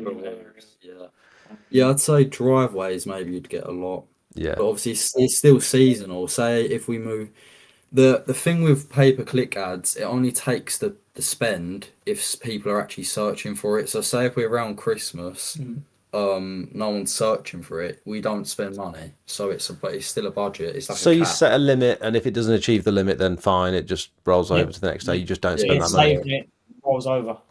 Or what our company do as well is that they spread it out between driveways and patios. So if there's still a budget, like £300 left for roof cleaning, they'll use that for roofs or Okay. patios. But still, again, no one's searching for roofs and patios in the winter still. So That's good advice from Steve. That sort of ties into what I was saying earlier. If you can pad out some of those roof cleans with gutter clears instead, and use yeah, that as an upsell. So if you were to go into a gutter clear and say, look, our main line of business is roof cleaning, and I can see yours needs doing, and it means you won't have to get us back every 12 months to clear your gutters if we just clean your roof once. yeah, That could be good for you, especially if you've got that video. You could just quickly send them, this is how we do it. yeah. We've got another exciting day coming up. We are, I think, in the middle of December. We're going to H2O. Oh yeah. make sure Yeah, restorations. so we're popping there for the day, and I think they're showing us around some of their projects and whatnot. I'm really excited to get to see. I like it's the How biggest, big it can how get, big yeah. a exterior cleaning business can get. Bloody hell. They're literally about 7 minutes down the road from me, so you let me know when you're going, and I'll pop over, yeah. Yeah, Yeah. sounds good. So I think it's Yeah. like 3.5 hour It's drive. quite far for us, but it's worth it. So Do you know what date? Yes, we do. I believe 10th of December, I think. Let me just have a quick look at something. Let me have a quick sticky beak at something. What's the most you've been? How far ahead have you been booked up at once? About 2.5 months, Yeah, wow. 5 days a week, but that's like peak summer. Yeah, Yeah.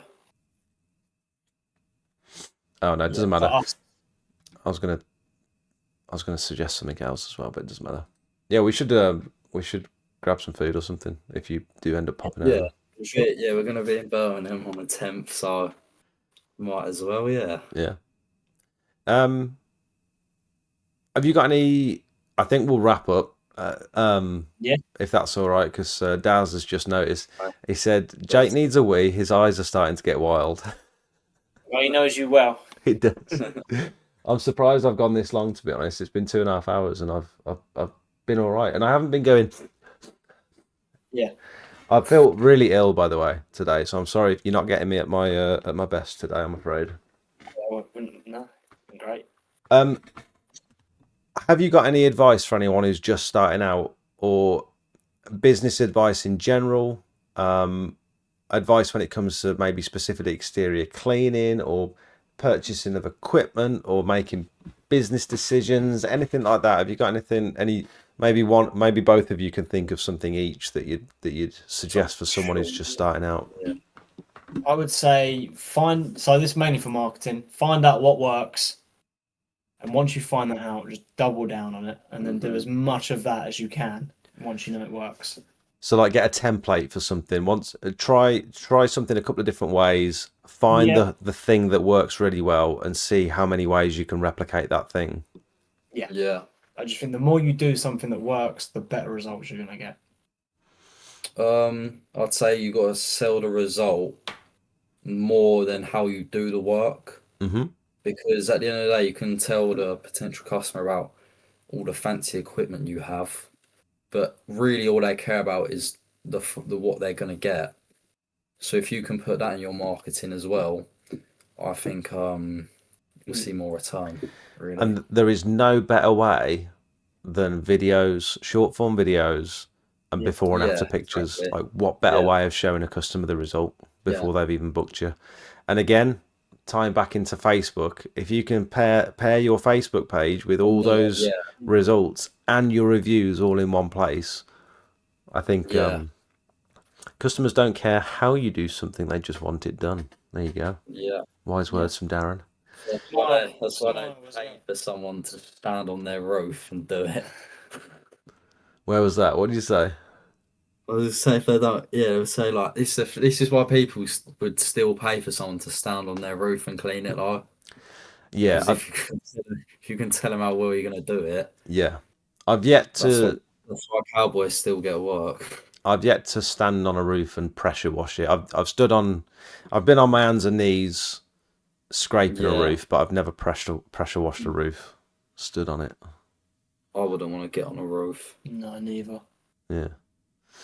Boys, thank you so much. I know this was. Thank you for having us. You're very welcome. It's been a pleasure. I've learned some stuff, and I hope you guys have learned some stuff as well. We should do this again. This is very. We only decided we were going to do this last week. Yeah. I don't think either of us have prepared anything for this, and we've never really spoke properly before this as well. So this is cool that we can do this sort of stuff in it and relate over something we're both passionate about. So I think you're both doing very well. You're a credit to the industry, and the content you're putting out is fantastic. So well done. Keep going. Thank you for teaching us most of our fresh washing knowledge. Mate, I'll do my best. If people find the videos useful, that's a bonus. Yeah. That's what it's about, isn't it? Yeah. Boys, thank you so much. Have a good night. Thank you, Jake. Thank you very much. All right, take care. Best of luck to you. See you later. See you in a bit. That was nice, wasn't it? How good is that? 19 years old, partnership in business, splitting things straight down the middle. They've both got very good business heads on them. They're clearly going to be doing very well. I mean, the fact that they're already got the volume of work they're putting out and able to spend 1,500 quid on ads every month, they've got to be doing something right, haven't they? So yeah, fantastic. Shame you can't do the work in the north. Good luck to you guys. Tintins, thanks for watching, mate. Steve, thanks for watching. Daz, Preston. Who's the company that does ads? That's a good question. Sorry, I missed that question before I. Maybe they're still in the chat. Maybe they can answer the question for you if they want to share that. I'm curious as to whether I could if I wanted to, whether I could figure out Google Ads on my own or whether I'd have to just bite the bullet and pay someone to do it. But don't know. I'm not at that stage yet. I'm not at the stage yet where I feel like I'm hunting so much for the work where I feel like I need to start spending money on ads and stuff. Maybe we'll see how the next couple of weeks go. Maybe we'll start trialing some ads. I don't know. Guys, thank you so much for watching. And we do this every Monday. We try to do this every Monday. Didn't get a video out this week, but we generally post a video most Mondays as well. If you're not already, as the boys said, the Discord is the place to be if you're trying to learn everything that comes with exterior cleaning and you've got questions. You need help with your pricing and your quotes. If you need help identifying different surfaces, if you need help with your marketing, your chemicals, if you need a bit of help with some images to get you going, maybe you've got some gutter clearing that you want to do this year, but you've got nothing to promote on your leaflets or no pictures to put on your websites. There's a bunch of different photos and stuff in the Discord that you could use. Block paving, solar panels, commercial stuff, chemical application, slabs and concrete. We've got some repointing stuff on here as well that you can use if you need to. All sorts of stuff. Got a dedicated roof cleaning chat, dedicated wood care, dedicated sealing and repointing chats. Everything's in here.